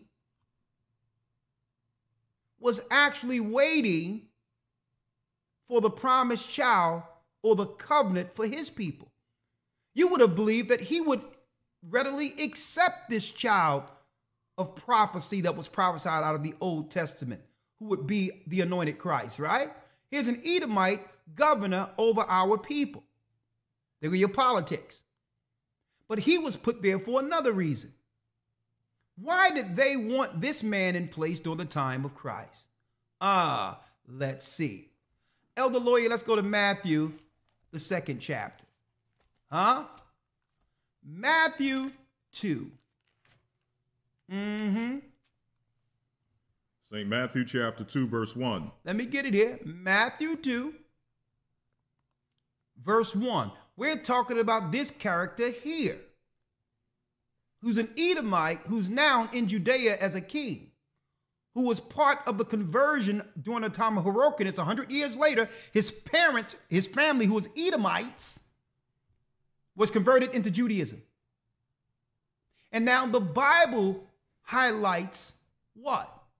The height of his power. Why was Herod put in place by the Romans? Could it have been prophetic? Was he strategically placed there to kill the child who was born to bring forth the promise again to his people? Interesting. Let's read it. Yes, sir. Matthew 2 and 1. Now when Yeshua was born in Bethlehem of Judea, in the days of Herod the king, behold, there came wise men from the east to Jerusalem, saying, Where is he that is born king of the Jews? For we have seen his star in the east and are come to worship him. So the sign of Christ wasn't before he was born. The sign of Christ was after he was born. The star in the east. And what happens when Herod hear that the prophetic child who was born to take down Esau, to take down, don't forget, it was shown to Rebekah that the elder shall serve the younger. See, Esau knew that this child would be one day the child who would bring empire, strength and power back to the 12 tribes of Israel. Right? So let's see if is he seeking to welcomed the child, welcomed the parents into his graces. Read. Verse 3. When Herod the king had heard these things, he was troubled. He was what? He was troubled. You know why he was troubled? Because he understood the prophecy, folks. He wasn't for our people. He was in a position to kill the child who would save our people. This troubled him. Read. And all Jerusalem with him. And when he had gathered all the chief priests and scribes of the people together. This is politics, folks. Read. He demanded of them where Christ should be born. Where is the child? Come on. And they said unto him, in Bethlehem of Judea, for thus it is written by the prophet, and thou Bethlehem in the land of Judah. In the land of Judah. We're from the tribes of Judah, folks. We're from the tribe of Judah, the Negroes in America. Read. And thou Bethlehem in the land of Judah art not the least among the princes of Judah. Read. For out of thee shall come a governor that shall rule my people Israel. This what he was afraid of. He's already governor. And now our people now, folks, our people can look forward to our own people governing us. Okay? It was no secret that at this time that Herod was from the Edomites. That wasn't no mystery during this time. Everyone knew the line of Anatipa and all that were Edomites who converted into Judaism. So now this guy feels what? He feels threatened by the bloodline covenant and is not seeking to welcome this child of promise, knowing that eventually this king would replace him and any other king on earth. So what did he do? Read. Verse 7. Then Herod, when he had privily called the wise men, inquired of them diligently what time the star appeared. Read. And he sent them to Bethlehem and said, go and search diligently for the young child. And when you have found him, bring me word again that I may come and worship him also. So that I may come and worship him. Yeah, bring him. Crafty counsel. You know, I want to pay my respects to this bloodline king also. Right? Read. When they had heard the king, they departed, and lo, the star which they saw in the east went before them, till it came and stood over where the young child was. Read. When they saw the star, they rejoiced with exceeding great joy. And this has nothing to do with Christmas, folks. Christ was not born during that time. Okay, that's Saturnalia. Because I know you're going to be hearing this Yuletide songs and music in a couple of days. No. Christ was not born in December. Another lie. Read. Verse number 10. When they saw the star, they rejoiced with exceeding great joy. And when they were come into the house, they saw the young child with Mary his mother, and fell down and worshipped him. And when they had opened their treasures, they presented unto him gifts, gold, and frankincense, and myrrh. Go ahead. And being warned of God in a dream that they should not return to Herod, they departed into their own country another way. Look at that, folks. They were warned by the Most High in a dream. Don't y'all go back to this devil. You better not take this child to be honored. And guess what? He had the honor of a king. Everything they brought forth to this child is the same presentation back in holy times, back in ancient times that you would do for a king or a prince that was born into the earth. Okay? And what happens? 12. Read. 13. And when they were departed, behold, the angel of the Lord appeared to Joseph in a dream, saying, arise, and take the young child and his mother, and flee into Egypt. Go to Egypt. Read. And be thou there until I bring thee word, for Herod will seek the young child to destroy him. So Herod sought to kill the baby, folks. They wanted the child sacrifice our king that was prophesied to free us. So you think they're looking forward to Christ returning, folks? No way. So here's an Edomite in our place. Here it is, Edomite in our position.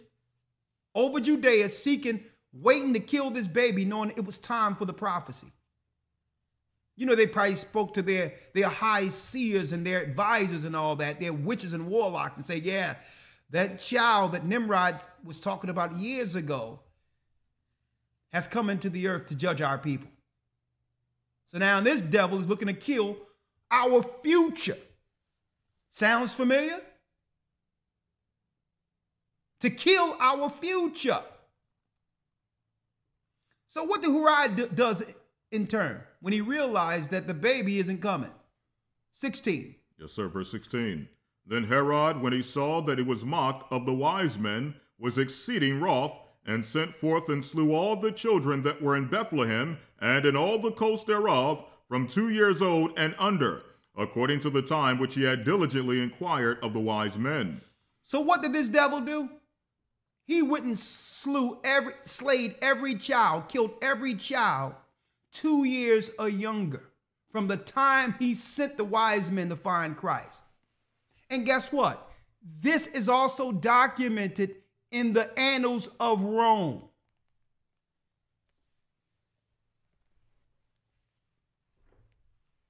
Huh?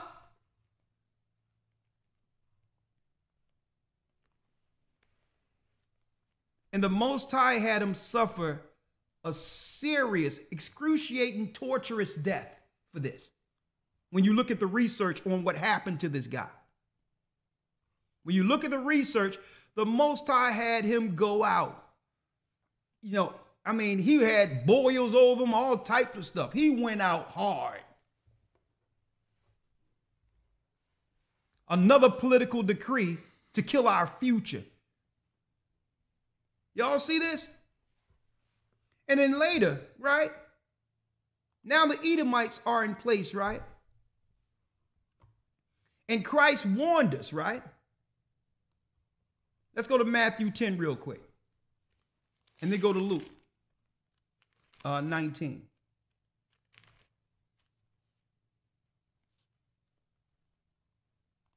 And this I'm going to tell you, this is what they were afraid of. Because when Christ came on the scene, he did what? Let's start at the first verse. Matthew 10 and 1. And when he had called unto him his 12 disciples, he gave them power against unclean spirits to cast them out and to heal all manner of sickness and all manner of disease. Because they were actually doing germ warfare on our people back then, folks.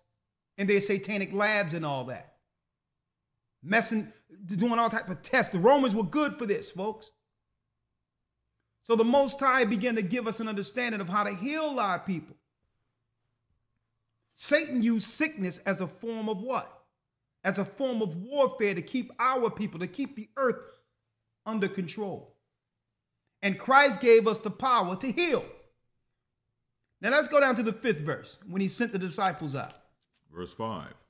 These 12 Yeshua sent forth and commanded them, saying, Go not into the way of the Gentiles. Read.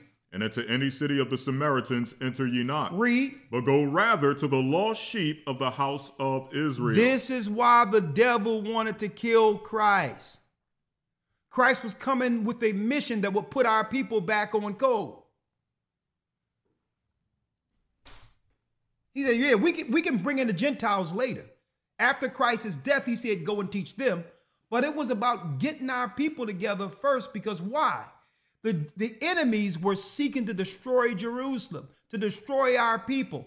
And the mission had to begin that would one day bring Israel back under the fold, under the guidance of God's covenant.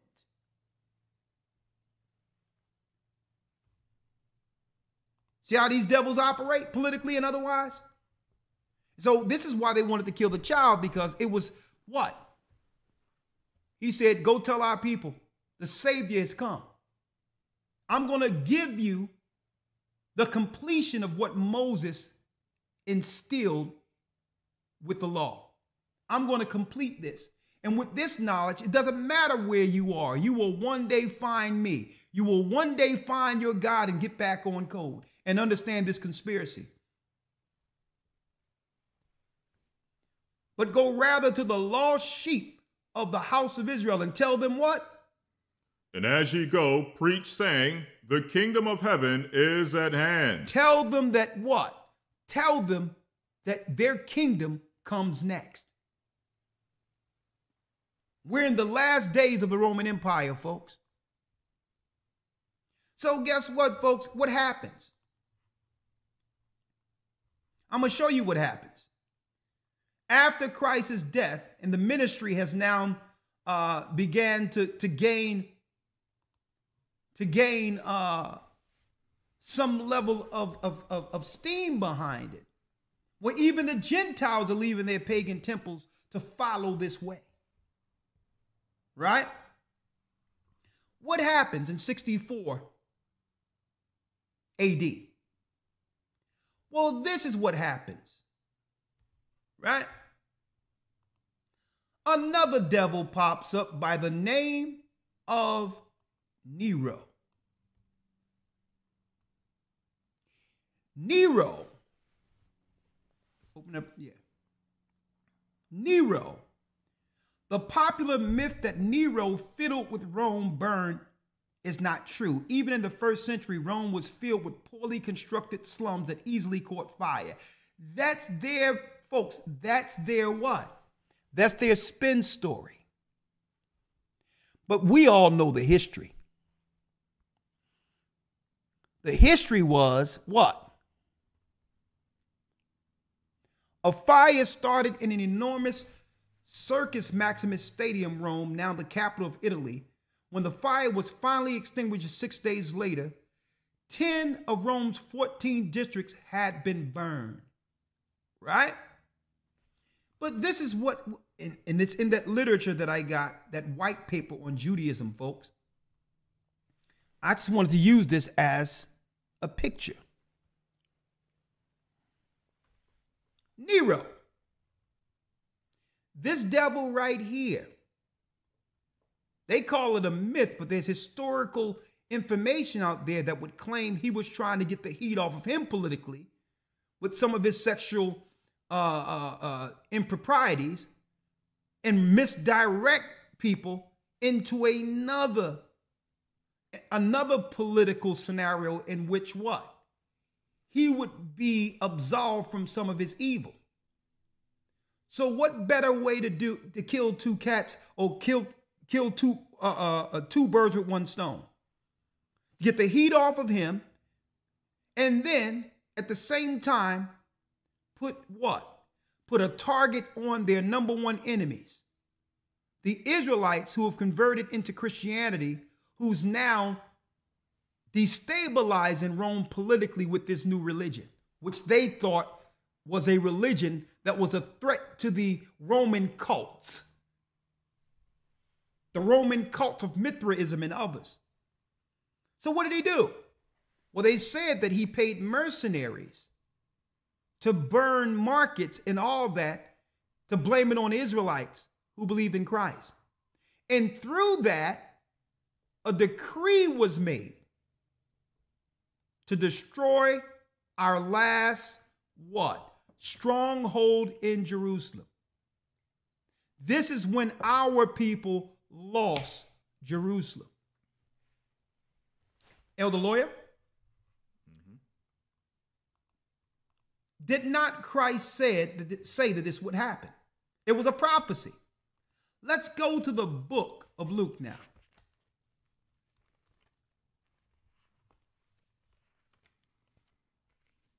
One conspiracy after the next to destroy the children of Israel. Right? And I need you to go into Babylon and Timbuktu where it says 1 million Jews. Right? You have that, right? Okay, great. Let's go to the book of Luke. Yes, sir. St. Luke chapter 21. Yep. And 21. verse 20. Luke 21, verse 20. Let's read it.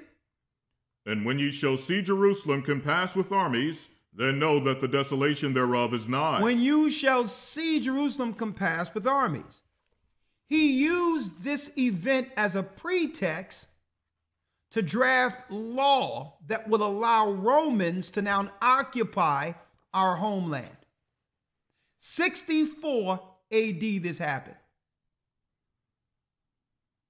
Right?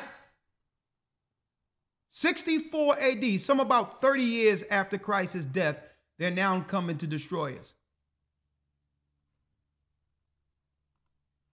And when you shall see Jerusalem compassed with armies, then know that the desolation thereof is nigh. Read.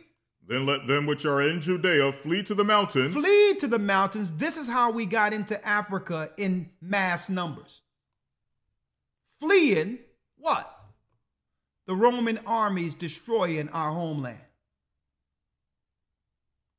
Under what? Vespasian and Titus, which was the next administration after Nero. After Nero. So first you have Nero, who make the political pretext to demonize Israelites in order to begin what? Roman military occupation. And after the demonization, the next administration comes in.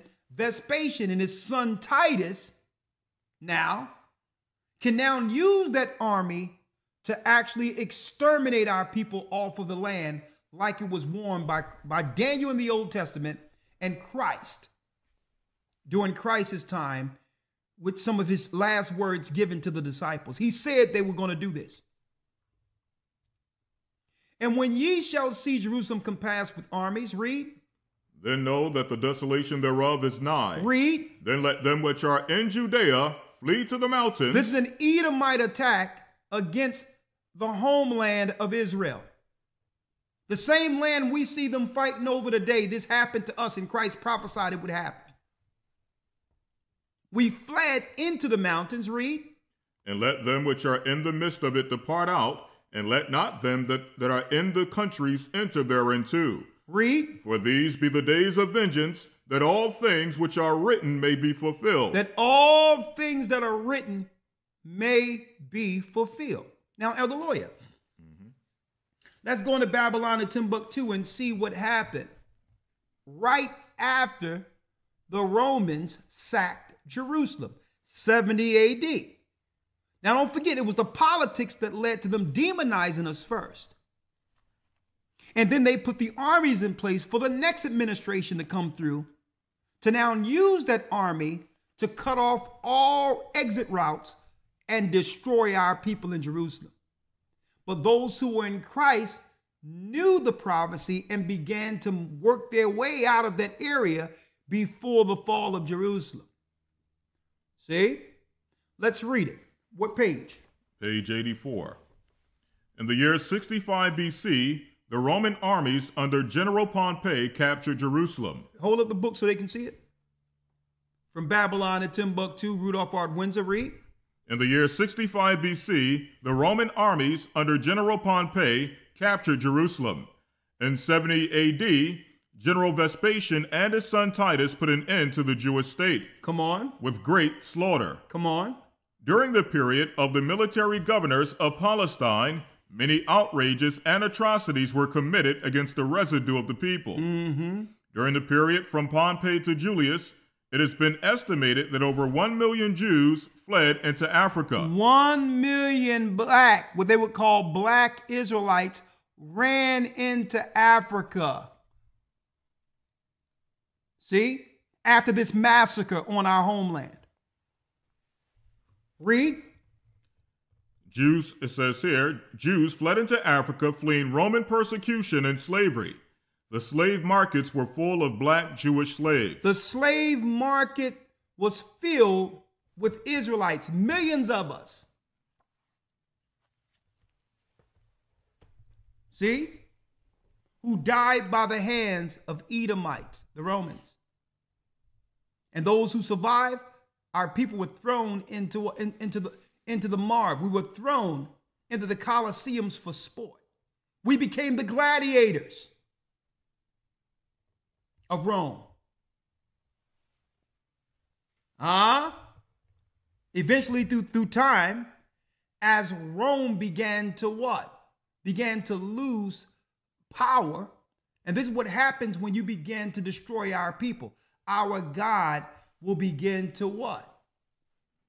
He will begin to minimize your power on earth so that we would have a way to escape and sustain the promise that was given to our father Abraham. So what happens? You allow us in your armies. Vespasian, down the line, Septimius Severus and Pescennius Niger led revolts. That's right. The generals began to lead revolts against the Roman Empire, and it began to splinter Europe, splinter Rome. And out of this came the Dark Ages, where our people began to rule different parts of Europe. Like King James, a so-called black man. Right? Hold on. Now, the slave markets were full of black Jew slaves. You never hear this history in our schools. But that's Esau coming against us. Well, what about the Arabs? Well, Muhammad, who came from the sons of Nabajoth through the Quraysh tribe, we taught Muhammad the Abrahamic way. He interrogated us concerning our religion, only to compile the research we gave him into a new religion called Islam. And once we refused to recognize his religion as a what? As a comparable religion on the level of what we believed, he turned on our people. Ishmael. Let's read it out of there, Elder Lawyer. Let's read it. Let's go straight to when Muhammad rounded up our people at Medina. We don't just go straight to it. Yes, sir. Page 50. Page 50. Let's read it. In the year 627, the Battle of Fos occurred. The Jewish tribes were defeated by the armies of Muhammad. 700 Jews were gathered in the marketplace and offered the alternative, the Quran or the sword. Listen, it was our people, folks, from the diaspora.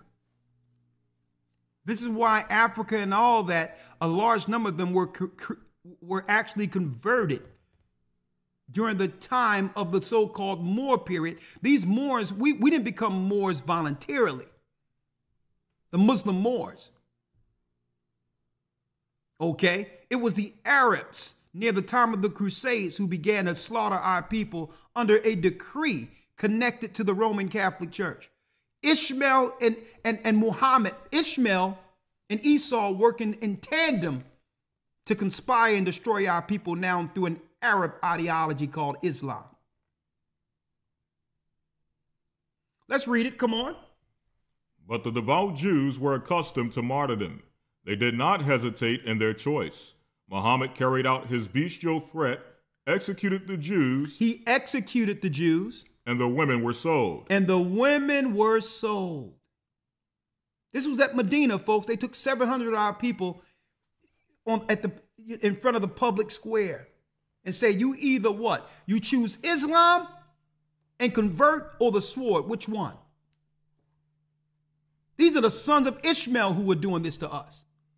Well before there was any such thing as a transatlantic slave trade.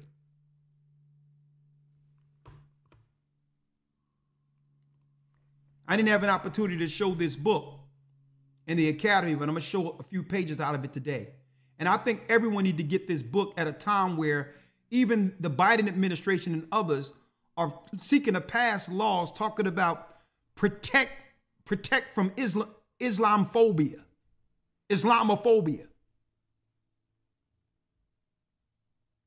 When where was our protection? When Muhammad and the Arabs did this to us. Islam, black slaves, Elder Lawyer. Let's get the book real quick. I'm going to end it here. Islam, black slaves. Right? Let's go here to that page here. Hold on, let me make sure I have it here. Yep. In the beginning. Now the first couple of pages. Okay. Yep, you'll see it marked. Yep, right there. Now this is the other black diaspora, Ronald Siegel, author of The Black Diaspora, Islam's black slaves, right? Let's read it real quick. You notice they making crime bills to hate crime bills for Asians, for Arabs, but there's never been a hate crime drafted to protect so that we can protect ourselves from those who are hurting, harming us. Right? Read. The history of Islam is not only about glories, however. It involves an investment in slavery. An investment in slavery. That had millions of black victims. That had many of black victims. We know who are Israelites. Read. There is a conscious and articulate black diaspora in the West that confronts the historical record of slavery and racism there. Read. That Islam has no comparably conscious. Let me get it. Next one. Has comparably conscious. Read.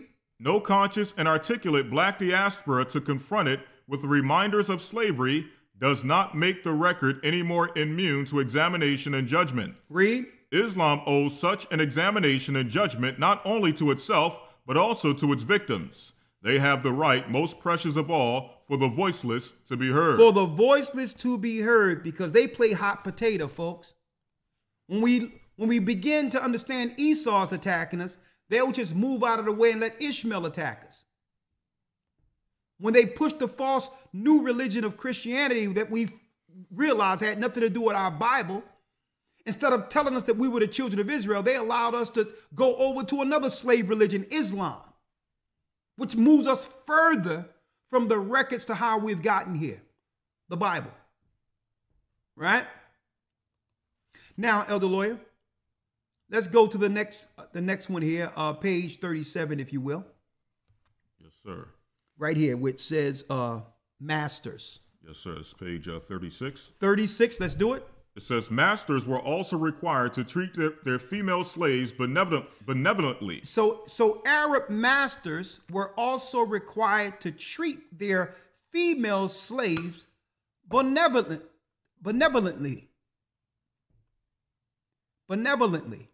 Like they'll come into our neighborhoods, right? And we all know what's be happening behind closed doors. A lot of people haven't been saying this, but we know what happened in those shops, you know, targeting and looking at our sisters who they know that have no guidance or nothing. Some of their arrangements they be making in our neighborhoods with our sisters who pop up pregnant from nowhere. Read. Masters were also required to treat their female slaves benevolently, though with qualifications as well as peculiar advantages. The Quran stipulated that female slaves might lawfully be enjoyed by their masters. So the Quran agrees and stipulated that female slaves, according to their law, it's morally good for them to what? That female slaves might lawfully be enjoyed by their masters. You know, religiously, that's a good thing according to the Quran, right? That it's not unlawful for them to enjoy themselves with those sisters who are under their power.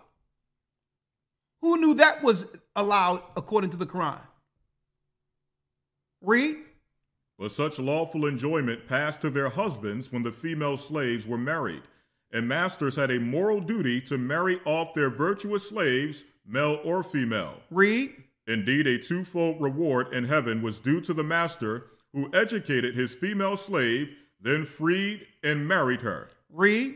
Furthermore, in contrast to laws and practices in the system of slavery centuries later in the Americas, it was forbidden in Islam to separate a slave mother and her young child up to the age of 7 or so, by allowing them to become the property of different masters. Go ahead. A relevant hadith declared, whoever separates a mother from her child, God will separate him from his dear ones on the day of resurrection. Come on. Muslim jurists tended to construe the injunctions or guidance expressed in the Quran and the Sunnah in a generally humanitarian way, informed by the maxim al-asl huwa al-lahuriya, or the basic principle is liberty.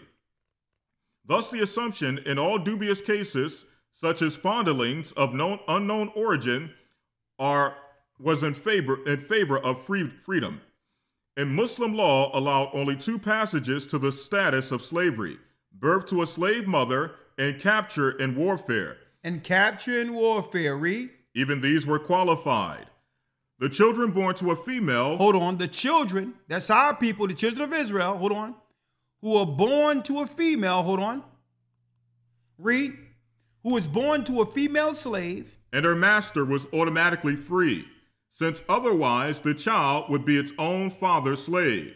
The enslavement of captives in warfare excluded Muslim ones, on the basis that Muslims would not war against each other, and the enslavement of unbelievers was both a compensation for Muslim deaths. See, it was incentivized to actually enslave those who didn't believe in Islam. What type of religion is this? Read. It says, both a compensation for Muslim deaths in lawful war and a way of promoting conversion to the faith. Yet, given the encouragement to emancipation, indeed, its practice and the effective limits to Islamic conquest of infidel peoples. So it was justified to do whatever they would like to other people who weren't a part of the Muslim faith. So this is how they justified handling and destroying our people without conscience. Read. The supply of slaves would have fallen even ever further behind the demand if the law had not come increasingly to be flouted. Muslims enslaved other Muslims, sometimes on doctrinal pretexts. Because they didn't agree on certain things. Madness. Read. Some Muslim movements considered those who were not adherents to be infidels, righteously to be attacked, captured, and enslaved. Rebellion provided another pretext. For instance, thousands of women belonging to a Berber tribe that had revolted were publicly sold at Cairo in 1077. Was publicly sold at Cairo in 1077, folks. This was before what we talk about when it comes to the transatlantic slave trade. They were doing this over there before we were brought into slave ships, as is written of in Deuteronomy 28 and 68. Read. More often across the frontier from Muslim states, people of various faiths, including Islam, were subjected to war or raids, and captives were enslaved, regardless of whether they were Muslims. Even in Muslim states, the free were not safe from being kidnapped for subsequent sale of slaves. Read. Sometimes it might have seemed that no one was beyond the catchment areas or area of such abuses. So we're going to show you, we're showing you, according to history, how Islam began to gain its notoriety and power to have a religion to be reckoned with on the level of mass religions like Christianity that had a head start, which had head starts. It was through the sword, folks, forcing people into believing this or die.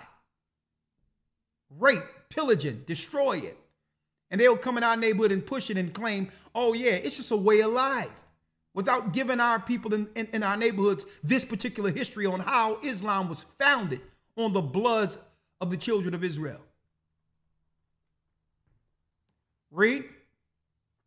It says here, even in Muslim states, the free were not safe from being kidnapped for subsequent sale as slaves. So they would kidnap us.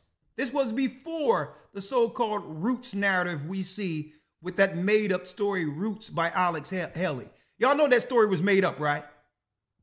Not to say that, that unjust things didn't happen. That Roots story was a bunch of, they even admitted it was a lie later down the line.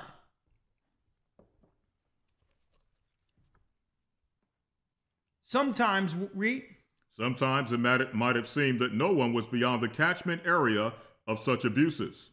In 1391 through 92, for instance, King Uthman ibn Idris, the ruler of Bornu around Lake Chad in Black Africa, sent a letter to protest the Mamluk regime in Egypt. Read. The Arab tribes of Jodham and others have taken our free subjects. Now, we had African kings writing Egypt and saying, well, listen, y'all, let me tell you, you all are stealing people who are free people amongst the children of Israel in Africa. They were breaking every international law known to man. And this was before the white man and others began the transatlantic slave trade. And it's deep that everyone that's fighting over the Middle East now all have a history of enslaving our people. Interesting, isn't it? But where's the anti-Israelite laws throughout history with the evil that have been executed against our people from Esau as well as Ishmael? So now you had a king write them and say, well, hold up, man, y'all still in free people. They had a whole machine going on with Arabs who were Muslims coming into our area, stealing our people, coming into Africa, our children out there playing, now they're missing. And I'm saying this, folks, because, folks, what do you think going to happen when they allow a lot of these unscrupulous people in our communities?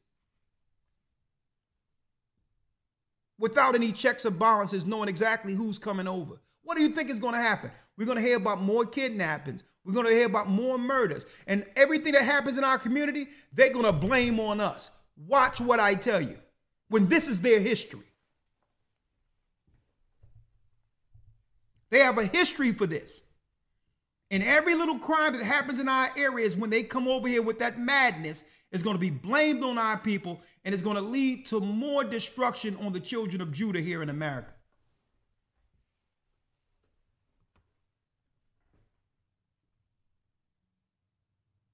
Read on.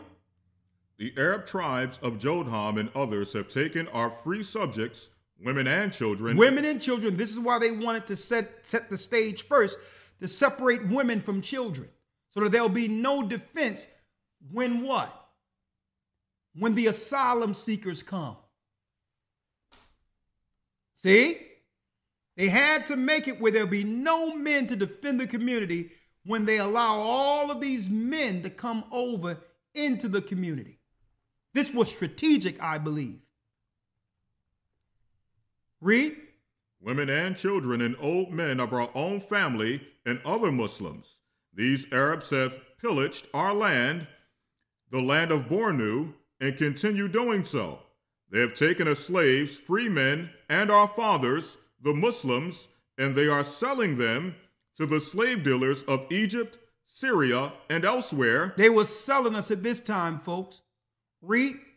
And keep some of them for themselves. Read. In the early 19th century. The early 19th century Swiss-born John Louis Boucard, while journeying through Nubia, met up with a slave dealer, Haji Eli El Bornawe, whose apparent sanctity of conduct and related great reputation did not preclude inconsistent practices. To hear him talk of morals and religion, one might have supposed that he knew vice only by the name. Yet Haji Ali, who had spent half his life in devotion, sold last year in the slave market of Medina his own cousin, whom he had recently married at Mecca. The circumstance was well known in the caravan, but the Haji nevertheless still continued to enjoy all his wanted reputation. At one or another commercial center in Islam, the slave dealer would generally co-sign his stocks to a broker or dalal who might dispose of the more desirable and correspondingly expensive items by private sale or otherwise included them with the rest for public sale in the slave market. Hold that. So now when we look at the slave market, we have to do the research, not of our modern times with their revisionist history. We have to look at the people who owned the ships, the bill of sales, who was over the caging of the people, right? The transport of the people, right? The logging of the people, and the slave markets, not just in America, but throughout the earth. And when you look at these people and the religions of these people, it makes one begin to scratch their head. And then you'll wonder, okay, if they were behind all of this, how can they be fighting over there for that? And have a biblical basis for it. Well, folks, y'all looking in the wrong place for the Holy War. We've always been on the, I would say, the wrong end of the Holy War. We've always been in war. It's just that because our people don't understand we're Israelites, we don't even understand we've been born in it. From the time that Hasmonean fight during the time when the Idumeans, who are Edomites, were converted into Judaism,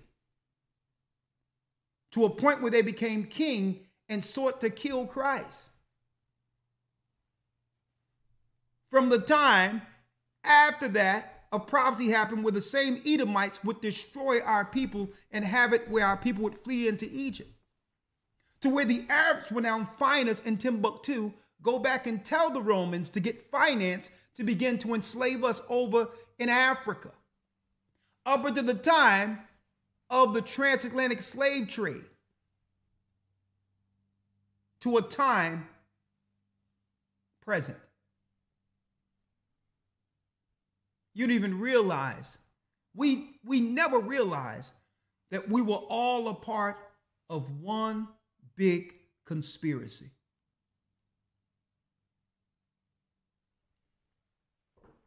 Now that we understand the players in the game, what are we to do? Knowing is half the battle. The Bible states, my people are destroyed for a lack of knowledge. No, guess what? We're not here to try to seek vengeance or harm anyone. Knowing is half the battle, folks, because the majority of their power is psychological warfare. See? The majority, a lot of what they're doing cannot have been done unless they had us thinking how we were thinking. 90% of their battles, their warfare is psychological. So what are we to do? We need to understand the enemy as our forefathers did and operate with them accordingly. See? We're all on this earth together. It's not as if David didn't correspond and do business and operate with the nations who hated him. But he understood they hated him. See? Business is business. But you can only go but so far. You cannot politically align with me, and you cannot align with me when it comes to the future of my prodigy or my genealogy. You have no say politically for me, and you have no say for my people. See? Your religion is for your people. I can correspond and do business with you like everyone else, but you will not influence our children. These children belongs to God. And we have the power as parents to take our power back, to teach our children the strength that comes with hedging, being hedged by God by following God's law. And have respectful children and say, well, listen, all due respect to you, teacher, we don't celebrate Halloween. We don't celebrate Christmas. We don't celebrate Easter. We don't deal with Sunday worship. And they ask you why. Listen, I don't have to explain my religion to you. Okay? Outright, it's my religious belief, and I'm not here to explain what that belief is. Okay? I just don't do it. Well, what do you follow? I follow Sabbath. I follow God. I follow Christ. And the Bible teaches as much life within us, be at peace with all men. I respect your position, but I can in good faith follow paganism. We ought to walk away from Islam. We ought to walk away from Christianity, and we ought to come back to the fold of Israel. See?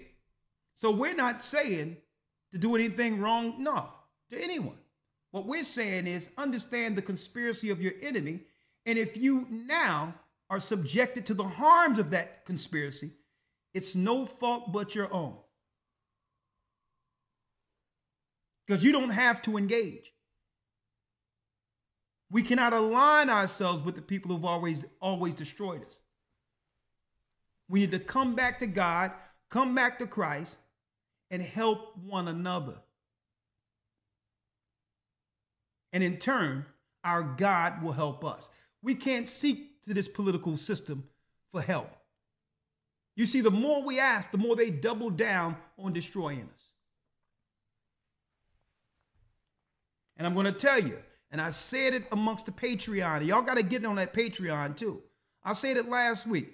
Don't be surprised if some Manchurian candidate who looks like us, that some war-torn child that they raised who looked like us, don't be surprised if one of the next events this year out there is where they'll dress up one of their Manchurian candidates who look like us and have some big event happen to claim that Israelites did something. Don't be surprised if it happened, because they did this in 70 AD. They did it as a pretext of 70 AD and 64 AD during the time of Nero, where some cities were burned and it was blamed on Israelites who were Christians. Elder Lawyer? Yes, sir. We're at the end. Let's go to Deuteronomy 28 and 64. Who are we? And never forget the past.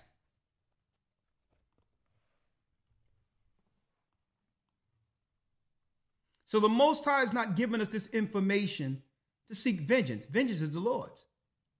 Folks, we have won already.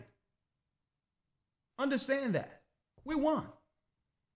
The Most High will be done. We're next. So understand, vengeance is of the Lord's. We're not using this, we're not reading this to start looking at other people, negatively. Because I can't paint all people with a broad brush. In order for them to lie to us, they had to lie to everyone, including these people who are Arabs and others who are ignorantly under these religions and believing they're doing the right thing. I believe there's good people throughout the world who haven't ran into this yet. And this is why I interact with all people, regardless of their religion, with respect. We're not to use the history as a platform or a place to disrespect others. No, the Most High didn't give us this to run around hating people. He gave us this to understand the war we were born under. And above all, the only refuge is to come back under his protection. This is why I'm bringing it forth. Because the Gentiles are going to do what they do until the Most High put them underfoot. But I'm no longer participating in our own demise and helping them bury our people. Neither should you. See? Let's go to Deuteronomy 28 real quick. Yes, sir. Deuteronomy 28 and 64. Hold up, before you go to 64, right? Mm-hmm. So because of our sin, because of sin, because we didn't listen to God's law, he put us under curses. But Christ came to take away that curse. Right? So now, if you choose to be ignorant and fall under the curses or the judgment that comes through these curses, that's on you. Okay, you can believe this and continue to walk in darkness and be destroyed, or rethink how you've been viewing this Bible. Get out of that thing. It's a white man's book. We've been following religion for years and haven't gotten us nowhere. No, we've been following lies on our Bible. When you deal with the truth, you'll understand the only way back is this book. Deuteronomy 28, Elder Lloyd. Let's read, let's get here. 64.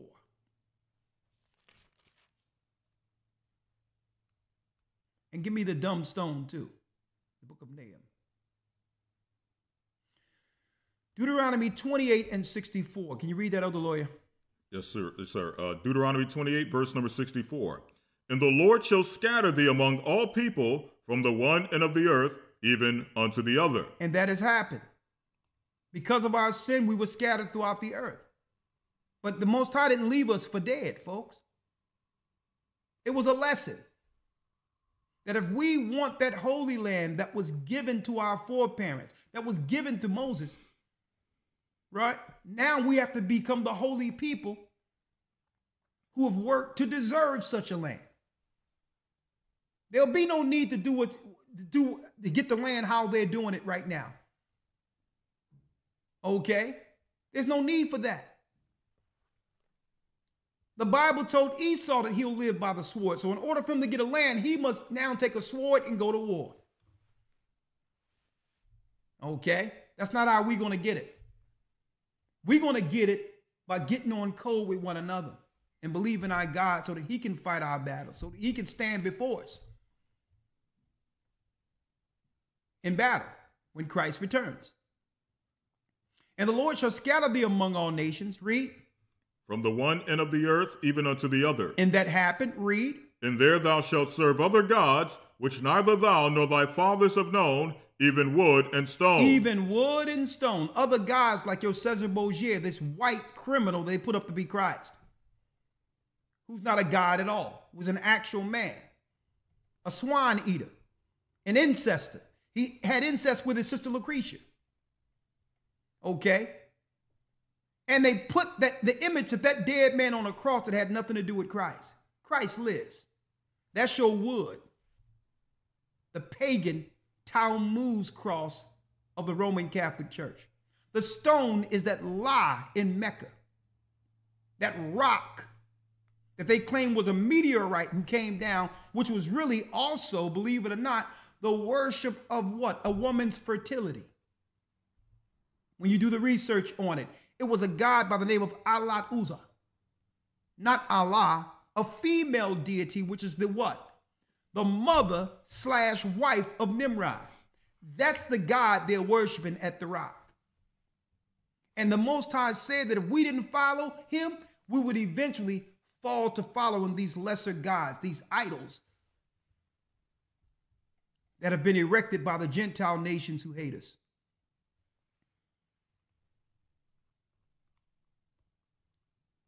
And here's the last curse. Read it. Verse 68. And the Lord shall bring thee into Egypt again with ships. We never went into ancient Egypt again. This is speaking of bondage a second time by the means of cargo slave ships. The Arabs had a hand in it, Ishmael, and so did Esau. The Romans, the Europeans. Doesn't matter what religion they follow. It can be Christianity, it can be Judaism, it can be Buddhism, whatever their religion, it doesn't matter what religion they follow. They're Edomites. They're Edomites. And the Lord shall bring thee into slavery a second time by the means of ships, and all of these nations had a hand in this curse right here. Read. By the way whereof I spake unto thee, thou shalt see it no more again. And the Most High was telling Moses that if we sin against this law that was given on Mount Sinai, that this slavery would be the last slavery or servitude our people would serve before the promise, before the fulfillment of promise. There it says, thou shalt see it no more again.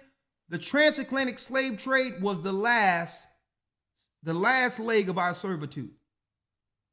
We've been suffering under slavery since they sacked Jerusalem in 70 AD. And he says, this is our last one, folks. We're this close. Read.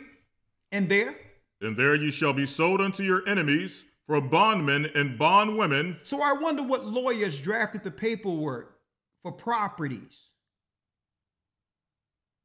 during the time of chattel slavery. I wonder who were the lawyers drafting the paperwork and the bill of sales. I wonder who owned the auction blocks. I'm just curious. I'm just curious. I wonder what religion they follow. They followed back then. And there you shall be sold unto your enemies for bondmen, a slave man sold to Mr. Smith down in Kentucky, sold to Mr. Johnson down in Alabama, sold to Mr. Washington down here in Philadelphia, Pennsylvania, sold to Mr. Jefferson, Philadelphia, Pennsylvania.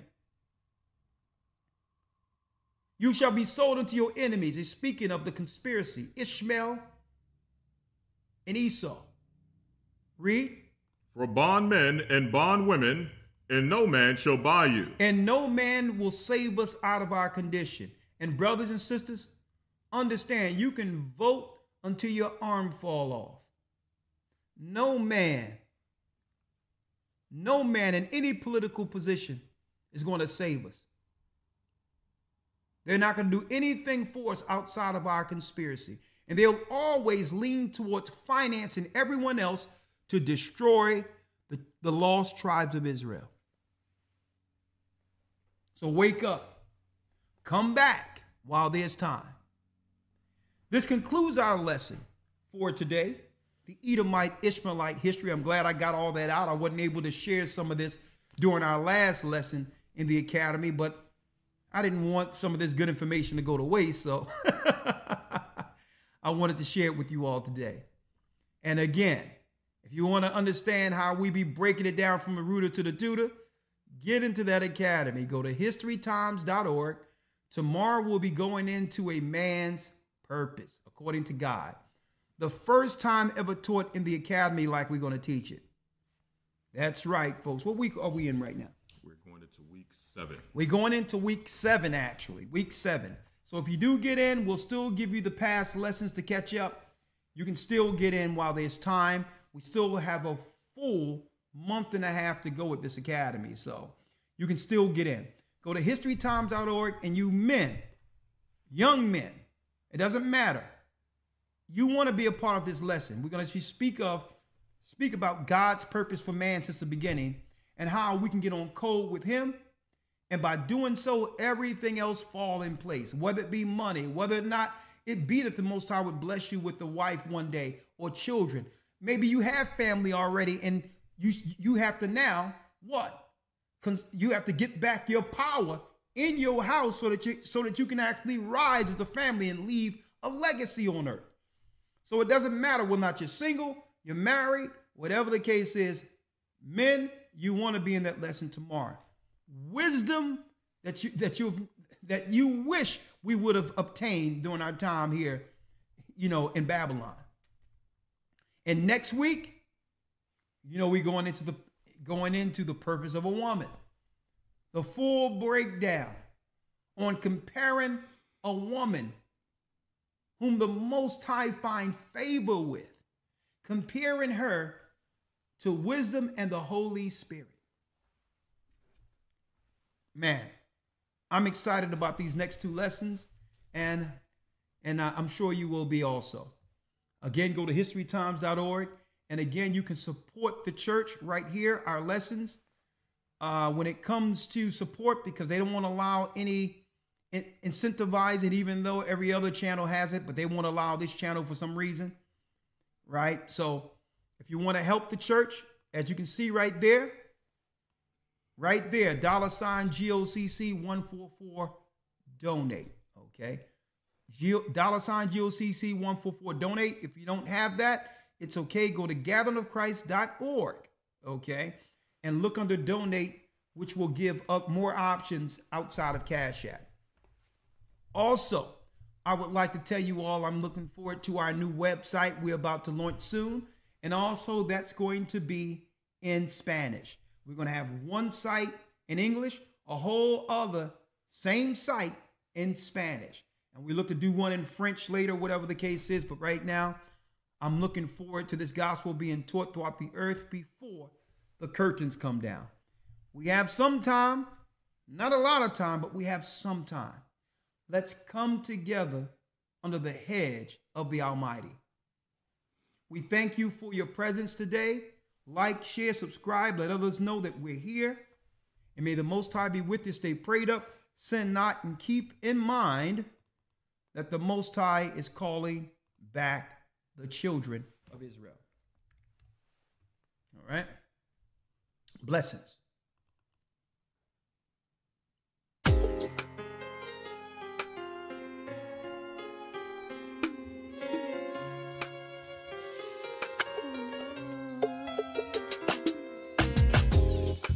The East is where we're from. The 12 tribes of Israel. In 721 BC, the Assyrian king, he took us down, we fell. With a great escape we went through the Euphrates. The Lord held the water still. To a land where no mankind dwelt, we went. The 12 tribes of Israel. That's who we be, Manasseh, the Cubans, Ephraim from Puerto Rico, and Valley from the Isles of Hawaii.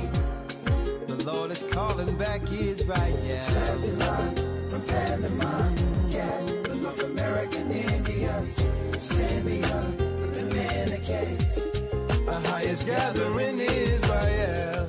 The Arabs and Africans told us, at gunpoint, together our wives and children and sold us. Today, it is prohibited, and you can Google this, to do a DNA test in Israel. Totally forbidden. Wrong. It's illegal. It's a crime. You'll be jailed if you do a DNA test in Israel. Why? Because they know the truth will come out. You come from Poland, you come from Ukraine, you came from Europe, you came from everywhere else. And they were the original Middle Eastern Jews who lived together with the Muslims and the Christians for centuries. For centuries. So what happened to a lot of the Jews? So what happened to a lot of the Jews? So what happened to a lot of the Jews? You know what you are? You're we? an ancient Israelite. Ancient Israel, that's who we are. That's who we are. So, if you give me time, if you give me time, how old are you saying? I know. We don't have so many years. I know. Look at this. This is pages and pages of notes. And I promise we'll give more teaching. But here is my challenge to you. All right. I'm hearing some of your traditions. It's like the days of the Bible. Yes. Do you want to remain ancient Israelites or you want to be Jews? Do you want to remain ancient Israelites or you want to be Jews?